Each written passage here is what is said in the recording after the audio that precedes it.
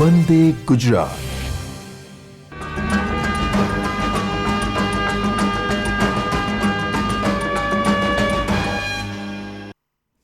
નમસ્કાર આશાબેનો, હું છું doctor Bina Vadaliya, retired regional deputy director. આજના આશા એક આરોગ્ય ચેતના GIDM દ્વારા આયોજિત એક સુંદર મજાના સેટકોમ પ્રોગ્રામમાં આપ સર્વે આશાબેનોનું હું હૃદયપૂર્વક સ્વાગત કરું છું. આજનો જે ટૉપિક છે હીટ પ્રિવેન્શન અને પ્રિપેર્ડનેસ ફોર આશા વર્કર, એટલે જે આશાબેનો છે એ જે અત્યારે આવનાર જે હીટ વેવ છે એમાં કેવી રીતે પ્રિવેન્શન અને પ્રિપેર્ડનેસમાં પોતાની ભૂમિકા ભજવી શકે એનો સુંદર મજાનો સેટકોમ આજે આપને અમે પ્રસ્તુત કરી રહ્યા છીએ. પણ દર વખતે આપણે પ્રેયરથી પ્રોગ્રામની શરૂઆત કરીએ છીએ, તો પ્રેયરથી આપણે પ્રોગ્રામની શરૂઆત કરીશું.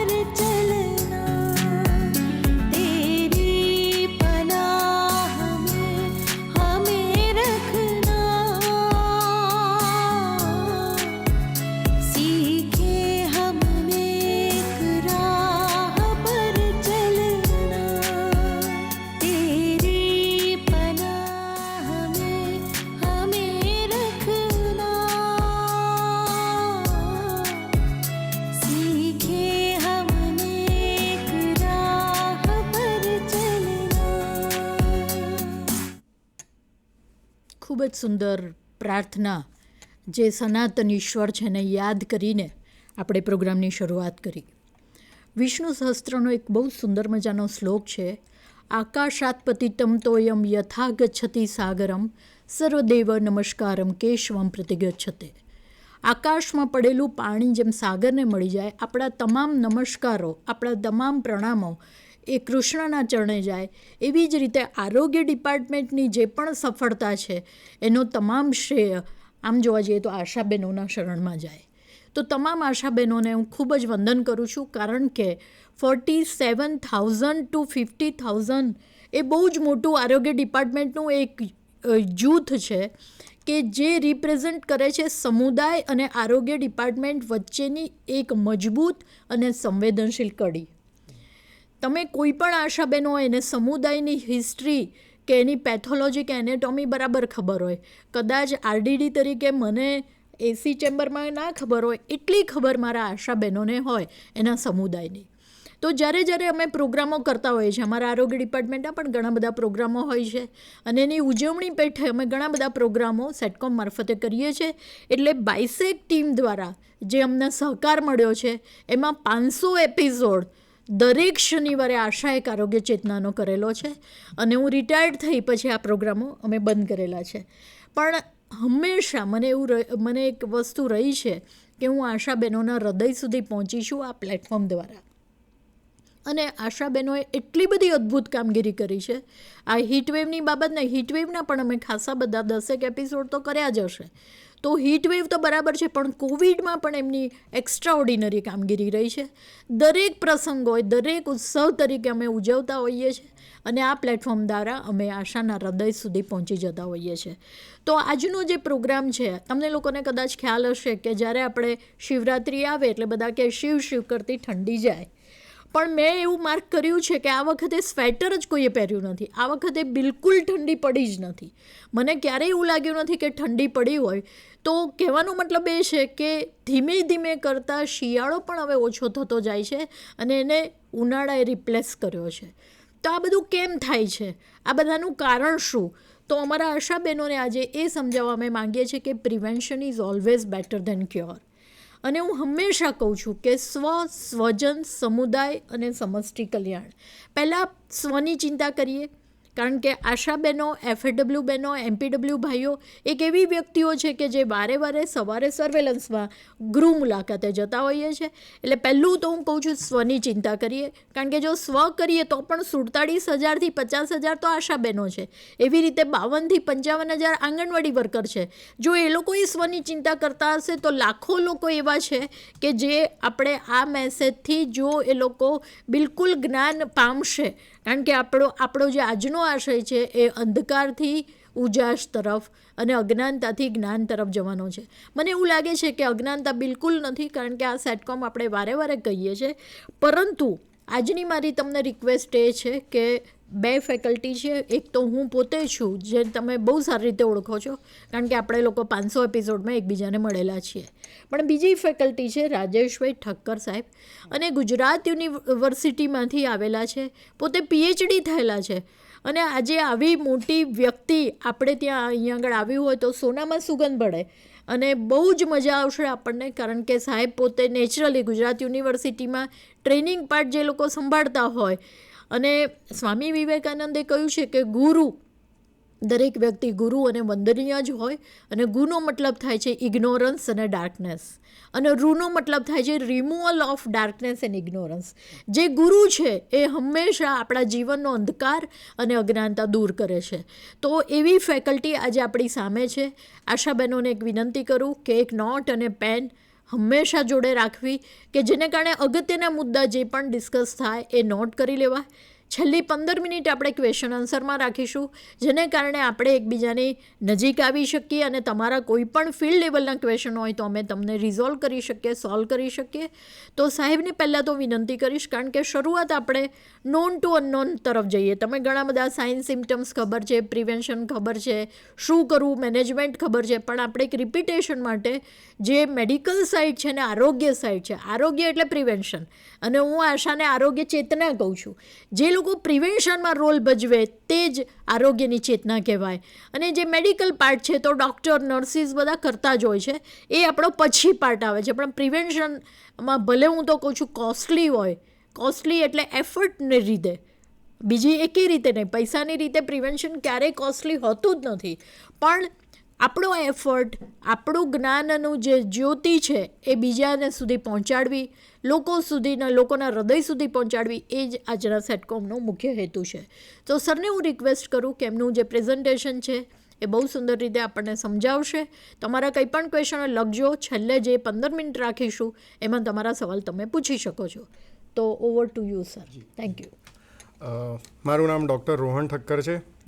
મેં ક્લાઇમેટ ચેન્જ વિષયમાં MSc, MPhil અને PhDની ડિગ્રી મેળવી છે અને હાલ ટીચિંગ આસિસ્ટન્ટ તરીકે ગુજરાત યુનિવર્સિટીમાં ક્લાઇમેટ ચેન્જ વિભાગમાં જ કામ કરું છું.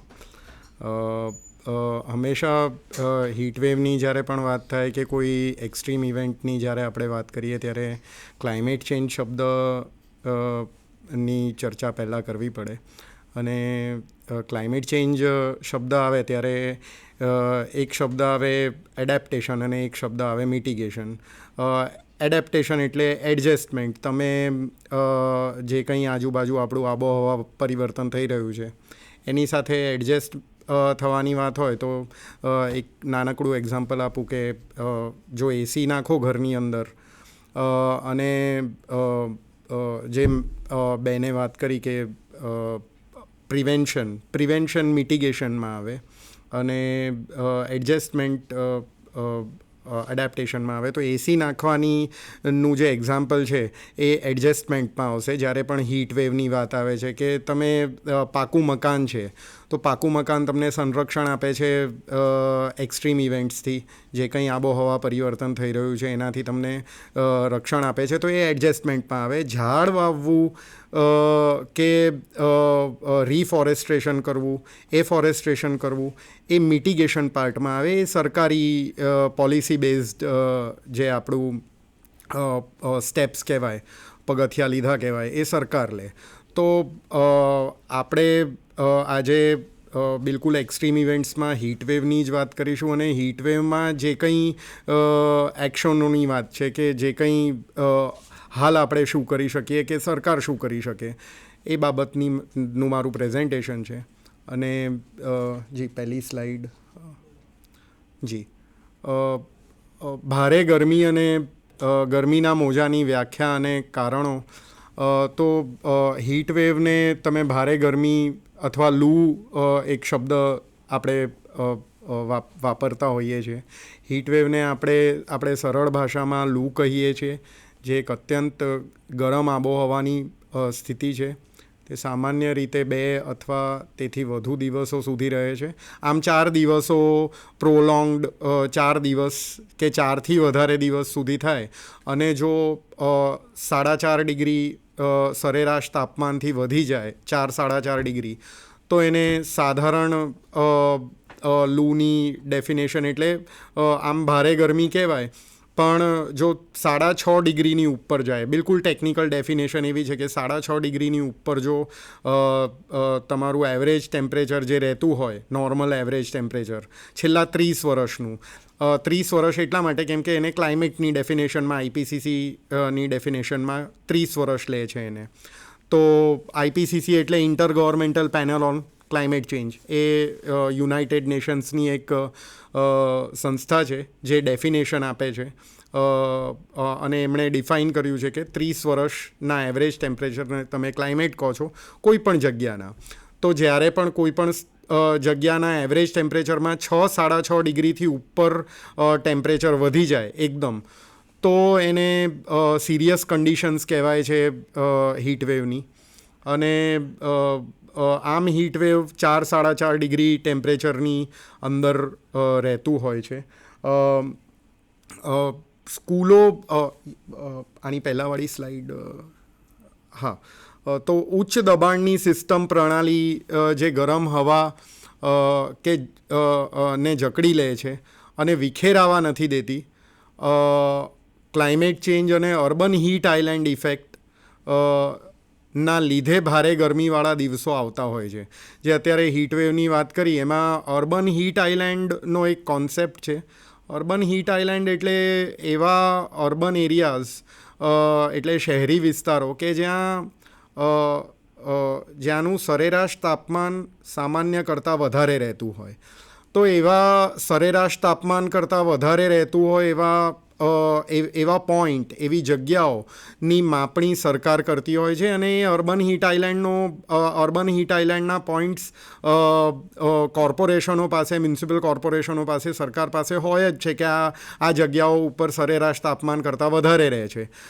ક્લાઇમેટ ચેન્જ એક બીજો શબ્દ જેના લીધે હીટવેવ આવે છે. અને ક્લાઇમેટ ચેન્જ તો બધાને ખ્યાલ જ છે કે એન્થ્રોપોજોનિક એક્ટિવિટીઝના કારણે થાય છે. એટલે માનવીય જે કંઈ એક્શન્સ છે એના લીધે ક્લાઇમેટિક ચેન્જીસ થઈ રહ્યા છે. એમાં ટ્રાન્સપોર્ટેશન છે, આપણે જે એમિશન્સ કરીએ છીએ, જે ગ્રીનહાઉસ ગેસીસ બહાર નીકળે છે, એ ગ્રીનહાઉસ ગેસીસના લીધે જે અત્યારે એક્સ્ટ્રીમ ઇવેન્ટ્સ થઈ રહી છે, કન્ટિન્યુઅસ આબોહવામાં જે ફેરફારો થઈ રહ્યા છે, એના લીધે આવી હીટવેવો આવતી હોય છે. અને અર્બન હીટ આઇલેન્ડમાં ના કોન્સેપ્ટમાં એવું છે કે હજુ સરકાર તરફથી એની ઉપર કોર્પોરેશનો તરફથી એની ઉપર એવા કોઈ એક્શન પ્લાન્સ આવ્યા નથી. એટલે એ બાબતની ચર્ચા આગળ આપણે કરીશું. Yes, next slide. હા, ભવિષ્યમાં શું કરી શકાય? તો શહેરોના વધારે તાપમાનવાળા પોઈન્ટ હોય, અર્બન હીટ આઇલેન્ડ, એનું મેપિંગ કરીને જગ્યાઓ ઉપર બોટેનિસ્ટોની મદદથી એવા ઝાડ વૃક્ષોનું વાવેતર કરવામાં આવે કે ત્યાંનું તાપમાન સામાન્ય થાય. જેમ તમે જોયું હશે કે બહુ અમદાવાદમાં તમે એવા વિસ્તારો છે કે હું અમદાવાદ વિશે જાણકારી રાખું છું, તો અમદાવાદમાં એવા વિસ્તારો મેં જોયા છે કે જ્યાં બહુ સામાન્ય કરતાં વધારે તમને ગરમી ફીલ થાય તમે જો ત્યાંથી પસાર થાઓ. અને એવા વિસ્તારો પણ છે જ્યાંથી તમે પસાર થાઓ તો તમને સામાન્ય જે ટેમ્પરેચર રહેતું હોય એના કરતાં તમને ઓછી ગરમી ફીલ થાય. તમે એક્ઝામ્પલ આપો, IIM-વાળા રસ્તા ઉપર અમદાવાદમાંથી પસાર થાઓ તો તમને ત્યાં ઓછી ગરમીની ફીલ થાય. અથવા ઠંડીના દિવસોમાં તમને વધારે ઠંડક ફીલ થાય. અને તમે લાલ દરવાજા બાજુ મેં એવા વિસ્તારો, એવા પોઈન્ટ્સ જોયા છે કે જ્યાંથી તમે પસાર થાઓ તો તમને વધારે ગરમ ફીલ થાય. યસ, સ્કૂલો કોલેજોમાં કમ્પલસરી ઇમરજન્સી તાલીમ હું હંમેશા માનતો આવ્યો છું કે ઇમરજન્સીની તાલીમ આપવી જોઈએ. અને આવી એક્સ્ટ્રીમ ઇવેન્ટ્સ આવે ત્યારે એની તાલીમ બાળકોને અથવા વૃદ્ધોને એની તાલીમ હોવી જોઈએ. સ્ત્રીઓને એની તાલીમ મળવી જોઈએ. કારણ કે વલ્નરેબલ કમ્યુનિટીઝની જ્યારે તમે વાત કરો છો ત્યારે વૃદ્ધો અને બાળકો આવી એક્સ્ટ્રીમ ઇવેન્ટ્સથી વધારે વલ્નરેબલ રહેતા હોય છે. શહેરોમાં વરસાદ પહેલાં વૃક્ષોનું ટ્રીમિંગ અને આયોજનબદ્ધ વૃક્ષારોપણ જો થાય તો આવા અર્બન હીટ આઇલેન્ડ ને તમે એ જગ્યાઓના ટેમ્પરેચરને તમે નીચે લાવી શકો. હું ટ્રીમિંગ કરવાનું હંમેશા વૃક્ષોનું ટ્રીમિંગ કરવા ઉપર ભાર એટલા માટે આપું છું કોર્પોરેશનો દ્વારા કે ઝાડ પડી ન જાય વરસાદની સિઝનમાં, એના માટે એનું ટ્રીમિંગ થવું જરૂરી છે. આયોજનબદ્ધ વૃક્ષારોપણ એટલા માટે કેમ કે જ્યારે તમે રસ્તો પહોળો કરો છો ત્યારે તમારે વૃક્ષો કાપવા ન પડે. તો એવું નહીં કે અત્યારે હાલ જગ્યા ખાલી છે ને તમે વૃક્ષારોપણ કરી નાખ્યું અને પછી તમારે જો રસ્તો પહોળો કરવાનો આવે ત્યારે તમારે એ જ વૃક્ષો કાપવા પડે ને પછી સંઘર્ષ થાય. જે એન્વાયરમેન્ટલિસ્ટો છે અને સરકાર છે એના વચ્ચે કોઈ ઘર્ષણ થાય, સંઘર્ષ થાય, એવું ન થાય. એટલે આયોજનબદ્ધ વૃક્ષારોપણ. અને એમાં પાર્ટિસિપેટરી તમે પ્લાન્ટેશન જો કરતા હો, લોકોનું પાર્ટિસિપેશન આવે, લોકજાગૃતિથી જો આ બધું થાય તો પછી એના લાંબા ગાળાના ફાયદા થતા હોય છે. નેક્સ્ટ, ગુજરાતના વિસ્તારો જે ભારે ગરમીથી સૌથી વધારે પ્રભાવિત છે હાલ આ 4 દિવસ જે હીટવેવ રહેશે એમાં, તો એમાં બનાસકાંઠા, ગાંધીનગર, અમદાવાદ, સુરત, સુરેન્દ્રનગર, રાજકોટ, પોરબંદર, જૂનાગઢ, મોરબી, અમરેલી, ગીર સોમનાથ અને કચ્છ, તમે જો આ બધા જે વિસ્તારો છે એમાં બનાસકાંઠા છે, સુરેન્દ્રનગર છે, રાજકોટ છે, મોરબી, અમરેલી, ગીર સોમનાથ અને કચ્છના એવા વિસ્તારો છે જ્યાં પાણી આ બધા પાણીની અછતવાળા વિસ્તારો પણ કહી શકાય, અથવા ગ્રીન કવર ઓછું કહી શકાય. આ બધા વિસ્તારોમાં ગ્રીન કવર ઓછું છે. તો હીટ વેવ જ્યારે પણ આવે છે ત્યારે એવા વિસ્તારો કે જ્યાં પાણીની અછત છે અથવા ગ્રીન કવર ઓછું હોય એ જગ્યાઓ ઉપર આની અસર વધારે વર્તાય છે, લોકોને વધારે વર્તાય છે, લોકોને વધારે ફીલ થાય છે. અને એમાં પણ વલ્નરેબલ કમ્યુનિટીઝ જે છે એમને વધારે અસર થતી હોય છે. તો આ સિવાય જે જિલ્લાઓમાં ગ્રીન કવર ઓછું છે અને પાણીની અછતવાળા વિસ્તાર હોય ત્યાં તમને આવી આફતોની અસર વધુ જોવા મળે છે. Yes, next. ભવિષ્યમાં શું કરી શકાય? તો ગુજરાતમાં ગામે ગામ જૂની વાવો છે. અમે લોકોએ 600 વાવોને મેપ કરી છે, મેં ને મારા એક વિદ્યાર્થીએ. અને એ જૂની વાવો, કૂવાઓ જે છે એમની સાફ સફાઈ થાય, એનો પ્રોજેક્ટ જો સરકાર જો હાથમાં લે, એને મેપિંગ કરવાનું કામ, એનું મેપિંગ થવું જોઈએ પહેલાં તો.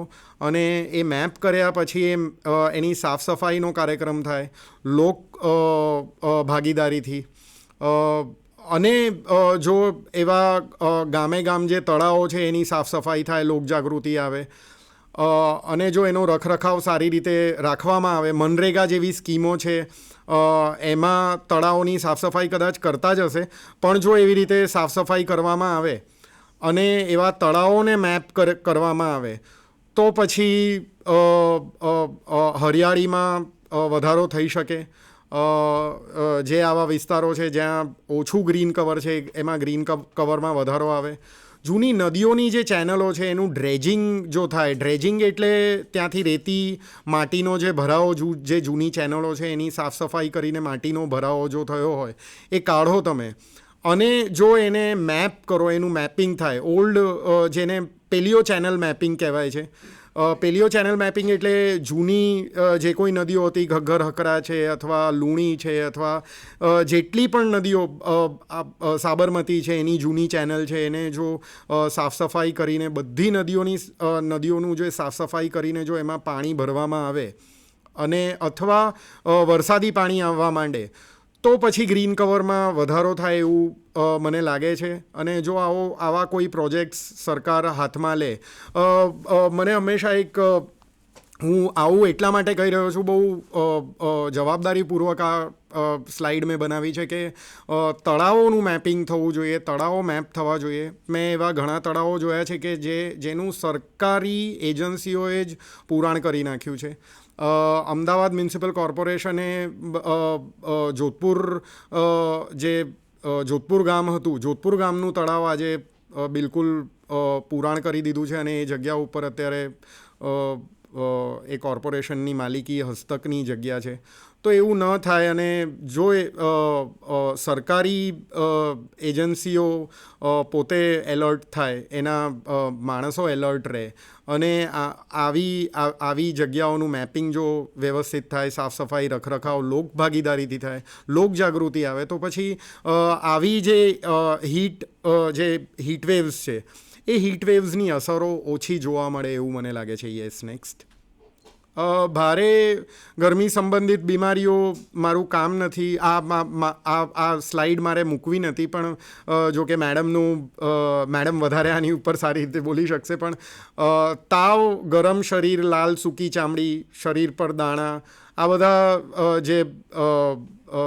જે બીમારીઓ છે, ખેંચ આવવી, આ બધું બેભાન થવું. આમાં એક વાત હું ઉમેરીશ, મારો અનુભવ એવું કહે છે કે જો બેભાન કોઈ વ્યક્તિ થઈ જાય છે અને આ જે લક્ષણો છે આમાં બિલકુલ એકદમ પરસેવો આવવો અને બેભાન થવું અથવા જો ગભરામણ થવી, તો એમાં બેન વધારે સારી રીતે કહી શકશે, એ હાર્ટ ને સંબંધિત બીમારીના પણ લક્ષણ છે.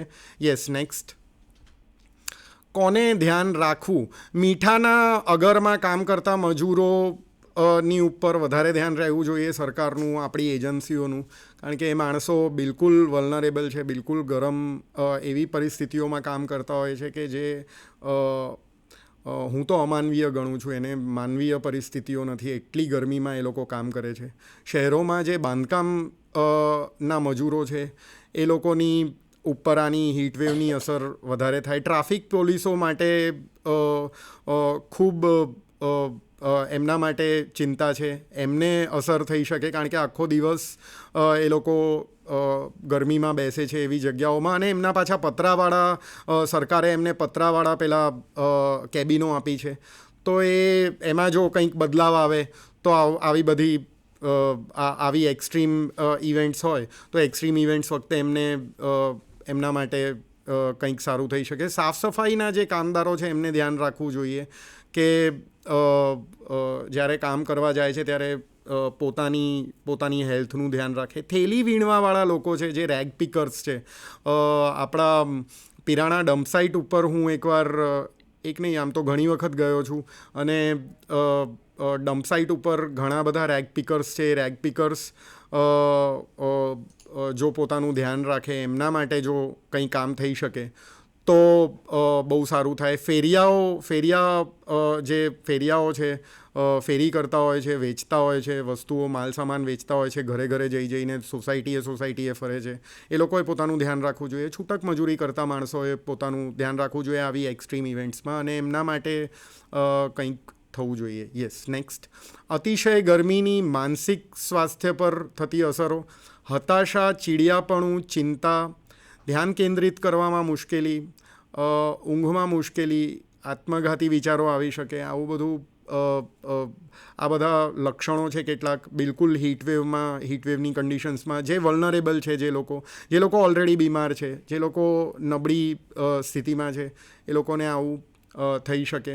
તો એવી જગ્યાઓ ઉપર ન જવું અને ઠંડી જગ્યાઓ ઉપર પોતાની વધારે આરામ કરવો, અને આ 3-4 દિવસ જે હીટવેવની કન્ડિશન્સ છે એમાં વધારે આરામ કરવો તો એ વધારે હિતાવહ છે. Yes, next. ઉત્પાદકતા અને રોજિંદા જીવન પર અસર: કર્મચારીઓ, કામદારોના કામમાં ઘટાડો થઈ શકે. જે ટ્રક ચાલકો છે, એકદમ એક્સ્ટ્રીમ હીટમાં ટ્રક ચલાવતા હોય છે, એસી કેબિન નથી હોતી, તો સરકારે, મને એવું લાગે છે કે આની ઉપર કંઈક કરવું જોઈએ. આ બધા એને કમ્પલસરી કરી નાખવું જોઈએ કે તમે એસી કેબિનો આપો એમને. ટ્રક ચાલકો હોય છે, આવશ્યક સેવાઓમાં વિક્ષેપ થઈ શકે. ડિહાઇડ્રેશન, હીટ સ્ટ્રોક જેવા સ્વાસ્થ્ય જોખમોમાં વધારો થાય. ખેતીને પણ અસર કરતું હોય છે આવી હીટવેવ જ્યારે થાય છે ત્યારે, અને સંભવિત રીતે આર્થિક નુકસાન તરફ દોરી જાય છે. Yes, next. ભારે ગરમીની તૈયારી સ્વરૂપે આરોગ્ય સંભાળ પ્રણાલીઓની ભૂમિકા: તો હીટવેવની સ્થિતિનું સતત નિરીક્ષણ થવું જરૂરી છે. ગરમી સંબંધિત બીમારીઓનું નિરીક્ષણ, ક્ષમતા આયોજન, હીટ સ્ટ્રોક અને રૂમ અથવા વોર્ડ, જો એકાદ બે બેડ, જો એના માટે ડેડિકેટેડ બેડની વ્યવસ્થા થઈ શકે, અને કટોકટી વિભાગની તૈયારી હોય, એમ્બ્યુલન્સની ઉપલબ્ધતા રહેવી જોઈએ. સ્પષ્ટ સારવાર પ્રોટોકોલ વિકસાવવા, એના ક્લિયર પ્રોટોકોલ્સ હોવા જોઈએ કે આવી રીતે જ સારવાર કરવી. અને જોકે આશા વર્કરો જે બહેનો છે એ હોશિયાર જ છે, એમને કોઈ આમ તો કંઈ પણ એના પ્રોટોકોલ્સ વિકસાવવા જોઈએ. તબીબી પુરવઠો અને જાહેર આરોગ્ય અને શિક્ષણ. જી, next. Thank you. Thank you so much. બહુ જ સુંદર છણાવટ સાથે અને કેટલીક પાર્ટ આરોગ્યને રિલેટેડ પણ એમણે કવર કર્યા, અને આપને જણાવ્યું કે કયા કારણોસર આપણે આ હીટ વેવનો સામનો કરવો પડે છે. આશાબેનોને મારે એક વાત કહેવી છે કે એક સુંદર મજાનું ઘર હતું, રોજ પોપટ આવતો અને બેસતો અને ઉડી જતો, ચકલી આવતી અને ઉડી જતી, કાગડો આવતો અને ઉડી જતો, પણ એક ઘરમાં એક વૃક્ષ વાવ્યું તો પોપટ પણ ત્યાં આગળ માળો બાંધીને રહ્યો, કાગડો પણ ત્યાં આગળ આવીને રહ્યો, પતંગિયું પણ ત્યાં રહ્યું, તો વૃક્ષ વાવવાથી કેટલા બધા ફાયદા થાય છે કે એક પક્ષી છે એ આવે છે ને જતું રહે છે, પણ જો એને એક વૃક્ષનું શેલ્ટર મળે તો એ પછી ત્યાં જ પોતાનું ઘર બાંધી દે છે. તો આવી બધી વાતો છે આશાબેનો, પણ સૌથી અગત્યની વસ્તુ છે કે પ્રિવેન્શન ઉપર આપણે વધારે કામ કરવું જોઈએ. અને આશાબેનો પ્રિવેન્શનમાં બહુ જ હોશિયાર છે. મને ખબર છે કે આપણે આપણી જર્નીમાં ઘણા બધા એવા એપિસોડ કર્યા છે કે જેમાં પ્રિવેન્શનમાં તમારો રોલ ખૂબ જ એક્સ્ટ્રા ઓર્ડિનરી રહ્યો છે. આજે આપણે જે ટૉપિકની વાત કરવાની છે કે જે નથી કરવાનું એ વસ્તુ માણસ હંમેશા કરતો હોય છે. એટલે એક નાની વાર્તા સાથે હું શરૂઆત કરું કે એક ગુરુ હોય છે ને શિષ્યો હોય છે. ગુરુ બહુ જ શિષ્યથી પ્રભાવિત હોય છે અને કહે છે માંગે તે આપું. તો કે હું જેને અડું એને સોનું થઈ જાય. એટલે ગુરુ કહે એનો કંઈ વાંધો નથી, હું કહીશ એટલે તારું થઈ જશે, પણ હું તને એક શ્લોક આપું છું. એ શ્લોક તું 2-3 દિવસમાં કડકડાટ કરી નાખ. અને 9 વાર આ શ્લોક બોલવાનો છે યજ્ઞમાં આહુતિ કરવા, પણ 9મો શ્લોક 9મી વાર આવે ત્યારે તારે વાંદરાને યાદ નથી કરવાનો. એટલે પેલો તો કહે છે કંઈ વાંધો નહીં. એણે તો શ્લોક ફટાફટ, કારણ કે બહુ જ હોશિયાર હોય છે, સરસ રીતે તૈયાર કર્યો. બીજે દિવસે ગુરુ પાસે ગયો કે મને તો શ્લોક આવડી ગયો છે, ચલો આપણે યજ્ઞની તૈયારી કરીએ અને જેટલી વાર હોમીશ એટલી વાર હું શ્લોક બોલીશ. તો ગુરુ કે વેરી ગુડ, પણ કે યાદ છે ને કે 9મી વાર તારે વાંદરાને યાદ નથી કરવાનો. તો હા, મને બરાબર જ યાદ છે.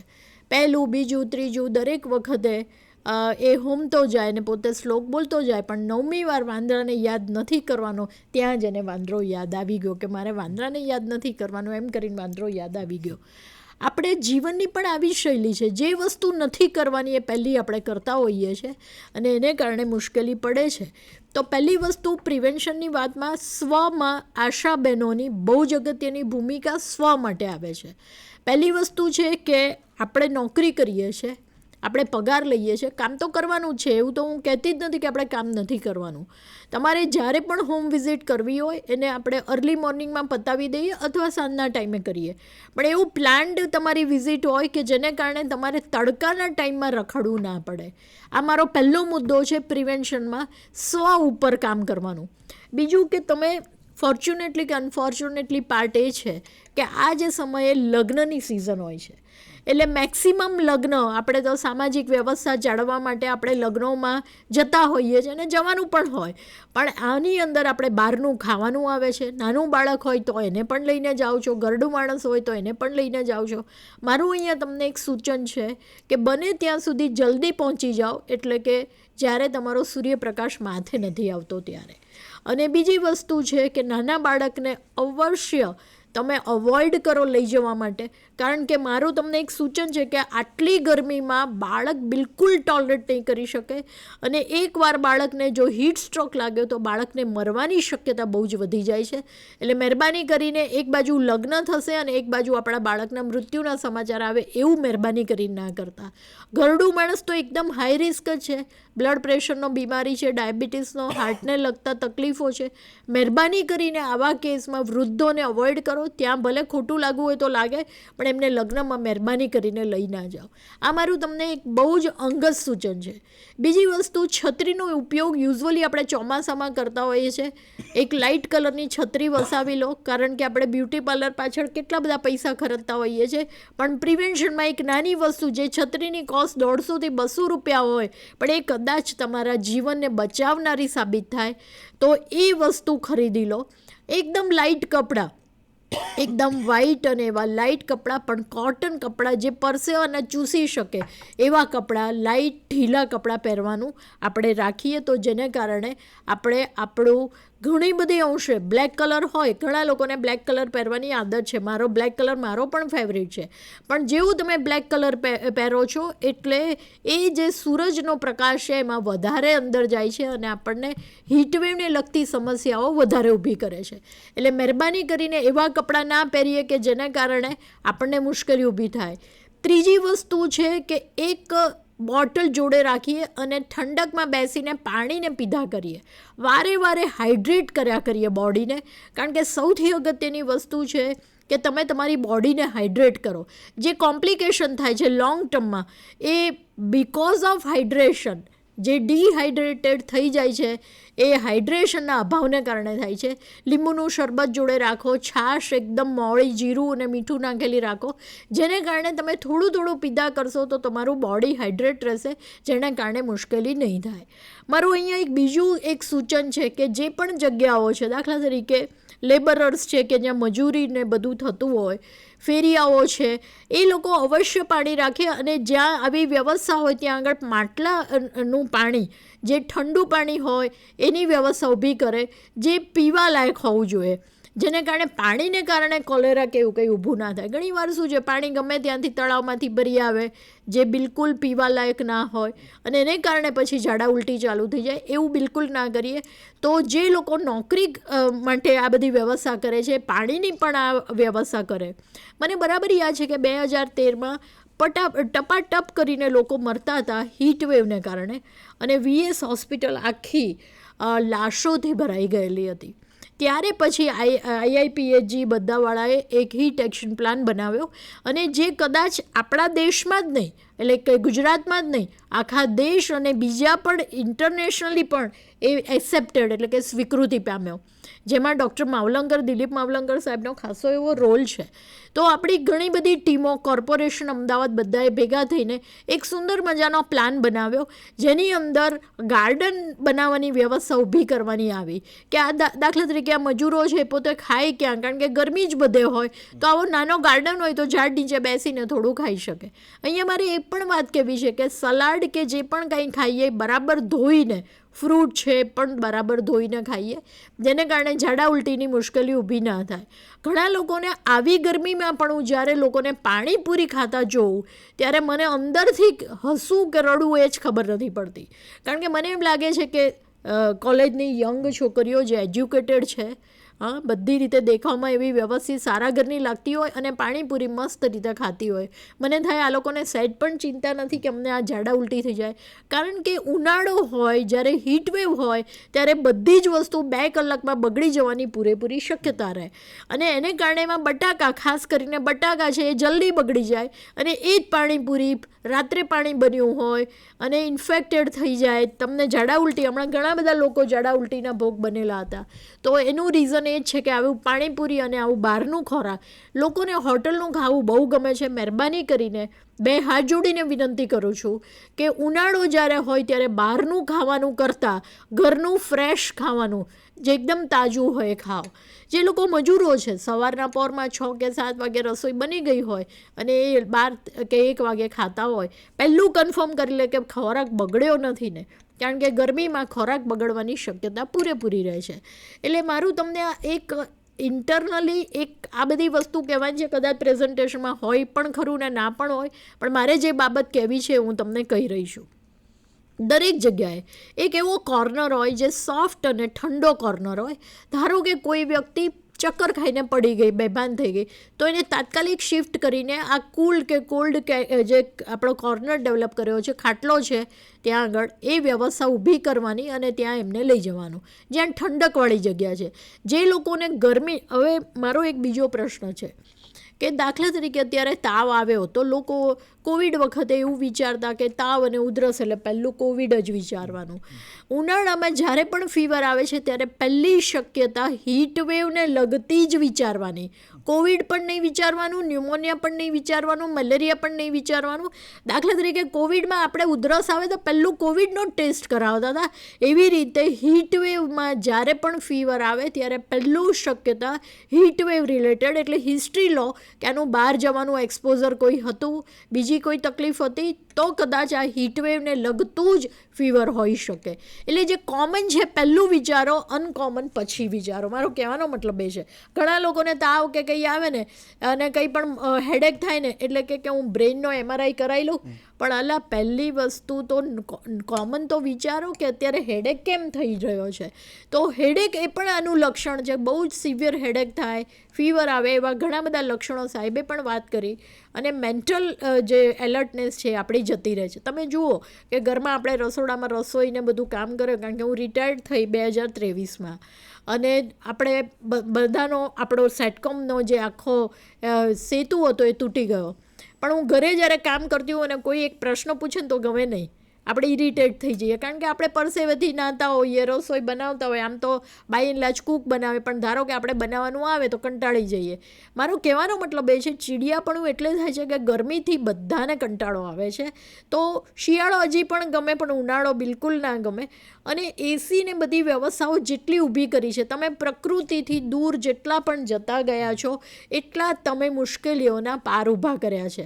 અહીંયા આગળ હું પહેલાં તમને મારું પ્રેઝન્ટેશન બતાવું છું એ પહેલાં મારી ઈચ્છા એવી છે કે આપણે કંઈ વાંધો નહીં, પ્રેઝન્ટેશન છે તો આપણે એ પતાવી દઈએ કે હીટવેવ, હીટ એલર્ટ, પછી સ્વાસ્થ્ય ઉપર એની કઈ અસરો થાય, લક્ષણો કયા ગ્રુપને એને વધુ અસર થાય, જે સાહેબે ઓલરેડી કીધું છે, પણ હું ફોર રિપીટેશન આ બધી વસ્તુ ફરીથી ઉપચાર અને બચવાના ઉપાયો એટલે પ્રિવેન્શનમાં આપણે શું કરવું, આ વસ્તુ હું આપને આજે કહેવા જઈ રહી છું. પહેલી વસ્તુ એ છે કે દુનિયા ગરમ થઈ રહી છે, કારણ કે ગ્લોબલ વોર્મિંગ થયું છે. આપણે જંગલોનો નાશ કરી રહ્યા છીએ. તમે જુઓ, જ્યાં ને ત્યાં બ્રિજ બંધાય એટલે બધા વૃક્ષો કપાઈ જાય. તો સાહેબે જે વાત કરી, બહુ સુંદર વાત કરી કે જ્યારે પણ આપણે વૃક્ષોનું પ્લાનિંગ કરીએ તો આવનાર 20 વર્ષ સુધી આ વૃક્ષોને, કારણ કે એક વૃક્ષ વાવતા 5 વર્ષ લાગે, અને એ વૃક્ષને તમે ફટ કરતું કાપી નાખો તો મને એવું લાગે છે કે એ બહુ જ મોટું એક આપઘાતી ભર્યું પગલું કહેવાય. અને પ્લાસ્ટિકનો ઉપયોગ, પ્રદૂષણ, ચારે બાજુ પ્રદૂષણ છે, વસ્તી વધતી જાય છે.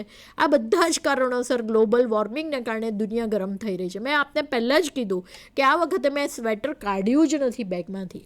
તો આનો મતલબ શું થયો કે ગરમી બહુ જ જલ્દી આવી ગઈ, અને આવી ત્યારે એવી આવી કે 42 ટચ કરી ગઈ. તો હજી તો જોવાનું બધું બાકી છે. એપ્રિલ, મે, જૂનના એન્ડ સુધી આ બધું બાકી છે.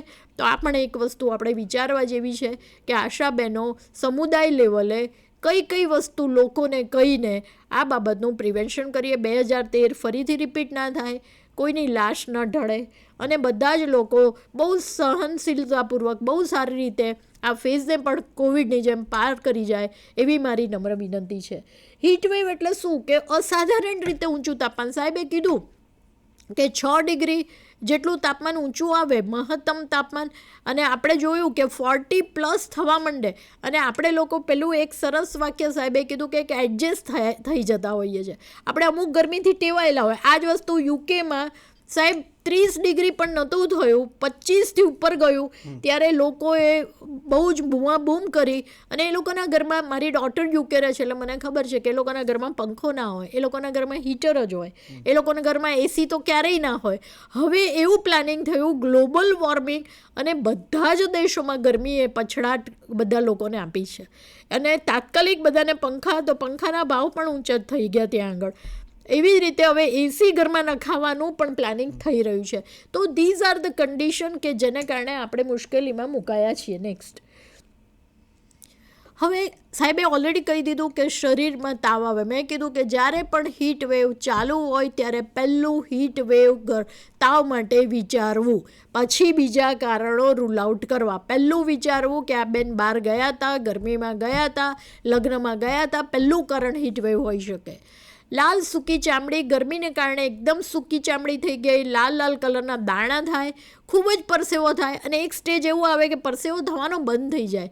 બ્રેઇન એવી એલર્ટ મોડમાં જતું રહે કે પરસેવો જ ના થાય. This is a very serious condition, કે પરસેવો ન થતો તો વધારે સિરિયસ કન્ડિશન કહેવાય. ચક્કર આવવા માંડે, કારણ કે તમારું બોડી પોટેશિયમ અને સોલ્ટ પરસેવા મારફતે બહાર કાઢી નાખે છે, સોડિયમ બહાર કાઢી નાખે છે, જેને કારણે બોડીમાં આવા બધા માઇક્રોન્યુટ્રિયન્ટ, જે આપણા બહુ જ અગત્યના ન્યુટ્રિયન્ટ છે, એ બધા લોસ થાય છે, જેને કારણે ચક્કર આવે છે, ગભરામણ થાય, ઉલટીઓ ચાલુ થઈ જાય. એક તબક્કો એવો આવે કે જો તમે અહીંયા એક્શન નથી લીધી, આશા બહેનોને મારે ખાસ વિનંતી કરવાની છે કે આપણે જો લાલ સૂકી ચામડીને તાવ છે એ સ્ટેજે જ એને ડાયગ્નોસ કરી દેવું કે આને હીટવેવને કારણે તાવ છે, તો આપણે એની ટ્રીટમેન્ટ ચાલુ કરી દઈશું. પાણી પીવડાવવાનું, છાશ પીવડાવવાનું. તો મને એવું લાગે છે કે આપણે આ સ્ટેજ પર બેભાન અને કન્વલ્ઝનના સ્ટેજે નહીં પહોંચી શકીએ, અને આપણે બહુ જ મોટું એક ઋણ અદા કર્યું છે કોમ્યુનિટીને એમ કહેવાશે. તો આ એક મારી વિનંતી છે કે લૂના લક્ષણો હમણાં હું તમને પૂછીશ દરેક આશા બહેનોને કે કયા લક્ષણો હોય, તો તમારે મને જવાબ આપવો પડશે. કારણ કે જ્યારે પણ આપણે લેક્ચરો આ સેટકોમ મારફતે કરીએ છીએ ત્યારે દરેક વ્યક્તિનો સમય, એ સાહેબ આટલો બધો ટાઈમ પોતાનો એ કાઢીને અહીંયા આગળ આવ્યા, તો તમને આવડે નહીં તો પછી આ બધા સેશનનો કોઈ મતલબ રહેતો નથી. GIDM દર વખતે આટલો બધો એફર્ટ કરે છે, તો આપણે એને પણ રિસ્પેક્ટ કરીએ. અને આપણે લૂના લક્ષણો ના આવડે એક બે પણ એ ચાલી ન શકે. ત્યાર પછી આવે છે એના બધા ફેઝ છે. પહેલો ફેઝ રેશનો. તમે જુઓ કે આવું બધું રેશ નીકળે એટલે કોઈને એમ થાય એલર્જી થઈ, કંઈક ખાવામાં આવી ગયું. પણ પહેલું જ્યારે ગરમીમાં બહાર નીકળ્યા પછી આ થયું તો એ હીટ રેશ હોઈ શકે. એ પહેલું તમારે વિચારવાનું છે. ક્રેમ્પ્સ, મેં તમને કીધું કે સોડિયમ અને પોટેશિયમ બધું લોસ થાય છે, જેને કારણે પગની પિંડીઓમાં એકદમ જુદી જ ટાઈપનો દુખાવો ચાલુ થાય છે અને આપણને ક્રેમ્પ્સ આવે, જાણે આપણું શરીર નીચું વહી ગયું હોય એવું લાગે. હીટ એક્ઝોશન, જેની કારણે મેં તમને કીધું પરસેવો જ બિલકુલ બંધ થઈ જાય અને પરસેવો બંધ થઈ જાય that is a very bad sign, કારણ કે તરત હીટ સ્ટ્રોકમાં જતું રહેશે અને વ્યક્તિ બેભાન થઈ જશે.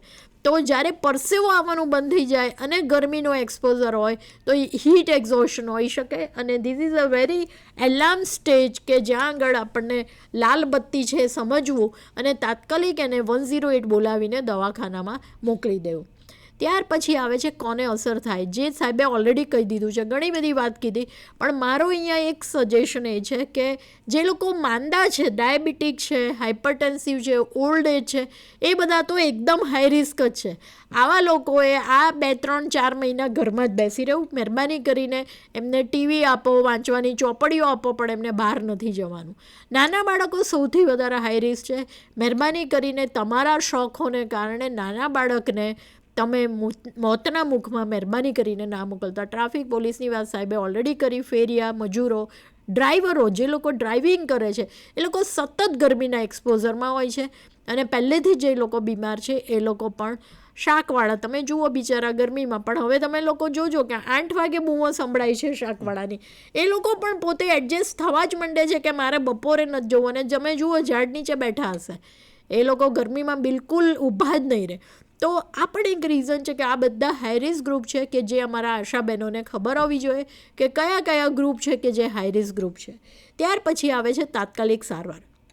સૌથી ઇમ્પોર્ટન્ટ પાર્ટ આવે છે કે આશા બહેનો અથવા ફર્સ્ટ એડ જે આપણે વ્યક્તિઓને તૈયાર કરીએ. તમે આશા બહેનો કેટલી વાર ના હોય તો તમે તમારા રિલેટિવ્સને કે આજુબાજુના લોકોને, યુવકોને તૈયાર કરી દો કે હીટવેવને કારણે કોઈ વ્યક્તિ પડી ગઈ અથવા બેભાન થઈ ગઈ તો એને પહેલું તો તાત્કાલિક એને ઠંડી જગ્યાએ મૂકવું. ઠંડા પાણીના પોતા એના શરીરમાં બને એટલું, સ્ત્રી ના હોય તો એના કપડાં કાઢી નાખવા અને એને લૂઝ કપડાં પહેરાવી દેવા.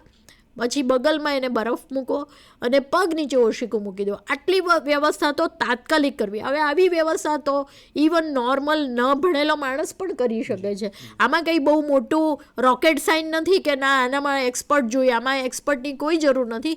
પગ નીચે ઓશીકું મૂકી દો અને ORS કે કંઈ પણ વસ્તુ, લીંબુનું પાણી, છાશ, નાળિયેરનું પાણી ચાલુ કરી દો.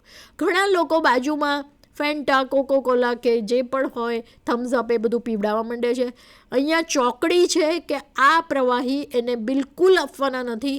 તમારે એને કંઈ ના હોય તો માટલાનું પાણી પણ ચાલશે, પણ આવા પ્રવાહી, ચા, કોફી, ઘણા લોકો કહે છે બેભાન છે ચલો એનું મગજ થોડુંક ઉત્તેજિત કરવા માટે કેફીન આપીએ. બિલકુલ નથી આપવાનું, કારણ કે ડાયરેક્ટલી કિડની પર અસર કરે છે. એટલે ચા, કોફી એવી જેવા કોઈ જ પીણા નહીં અને તમારા બાજુના ફેન્ટા, કોકોકોલા જેવા પ્રવાહી નહીં. ફક્ત ને ફક્ત ઘરનું પાણી પીવાલાયક હોય, ORS, લીંબુનું પાણી, નાળિયેર, છાશ, આ બધી વસ્તુ તમે ચોક્કસપણે આપી શકો. પણ ક્યારે એ બેભાન ના હોય તો. કેટલીક વાર લોકો બેભાન હોય તો પણ આવા પાણી રેડે છે, જેને કારણે પ્રવાહી છે એ ફેફસામાં જતું રહે છે, જેને એસ્પિરેશન ન્યુમોનિયા થાય, પેશન્ટ મરી જાય છે. તો આવું ના બને કે આપણે એને સપોર્ટ કરવાને બદલે એને ઉપર પહોંચાડી દઈએ. તો બેભાન છે તો બિલકુલ એને કોઈ પ્રવાહી નથી આપવાનું, એને તાત્કાલિક 108 બોલાવીને રવાના કરી દો. નજીકના દવાખાનાનો નંબર હોવો જોઈએ, ડૉક્ટરનો નંબર હોવો જોઈએ અને તાવની દવા બિલકુલ નથી આપવાની. ઘણીવાર એવું હોય છે કે તાવ આવે એટલે આપણે પેરાસિટામોલ આપીએ છીએ, મેટાસિન જેવી ગોળીઓ, પરંતુ તાવની ગોળીનો આ જે કન્ડિશન છે એમાં કોઈ જ રોલ નથી. એટલે મહેરબાની કરીને તાવની ગોળી આપશો નહીં, કારણ કે આપશો તો એની કોઈ અસર નહીં થાય અને આપણા મગજમાં એવું હશે કે તાવની ગોળી આપી તોય તાવ તો ઉતરતો નથી, પણ મહેરબાની કરીને પેરાસિટામોલ ના આપતા. ત્યાર પછીનો જે નેક્સ્ટ પોઈન્ટ છે કે બાળકોની અંદર હા, બચવાના ઉપાયો, કારણ કે prevention is always better than cure, વારે વારે કહી રહી છું. અને મારું આ વાક્ય બરાબર સાચું, કારણ કે એ વખતે આપણે માસ્ક પહેરતા, સેનિટાઈઝર, હાથ ધોતા, એટલા માટે કે પ્રિવેન્શન કરવા માટે. અહીંયા પણ હીટ વેવમાં પ્રવાહી પુષ્કળ લેવાનું છે. તમે સવારથી ઉઠો એટલે પાણી જ પીધા કરવાનું છે, ભલે ઘરમાં હોવ કે બહાર હોવ. લીંબુનું પાણી, છાશ, સિકંજી, લીંબુ બધું પીધા કરો. ગરમીમાં બિલકુલ જરૂર વિના બહાર ના જાઓ. મારી તમને ખાસ ખાસ ખાસ રિક્વેસ્ટ છે, ઢીલા સુતરાઉ કપડાં, શક્ય હોય તો વ્હાઈટ કપડાં, પણ એકદમ ઢીલા, માથું ઢાંકીને રાખવું.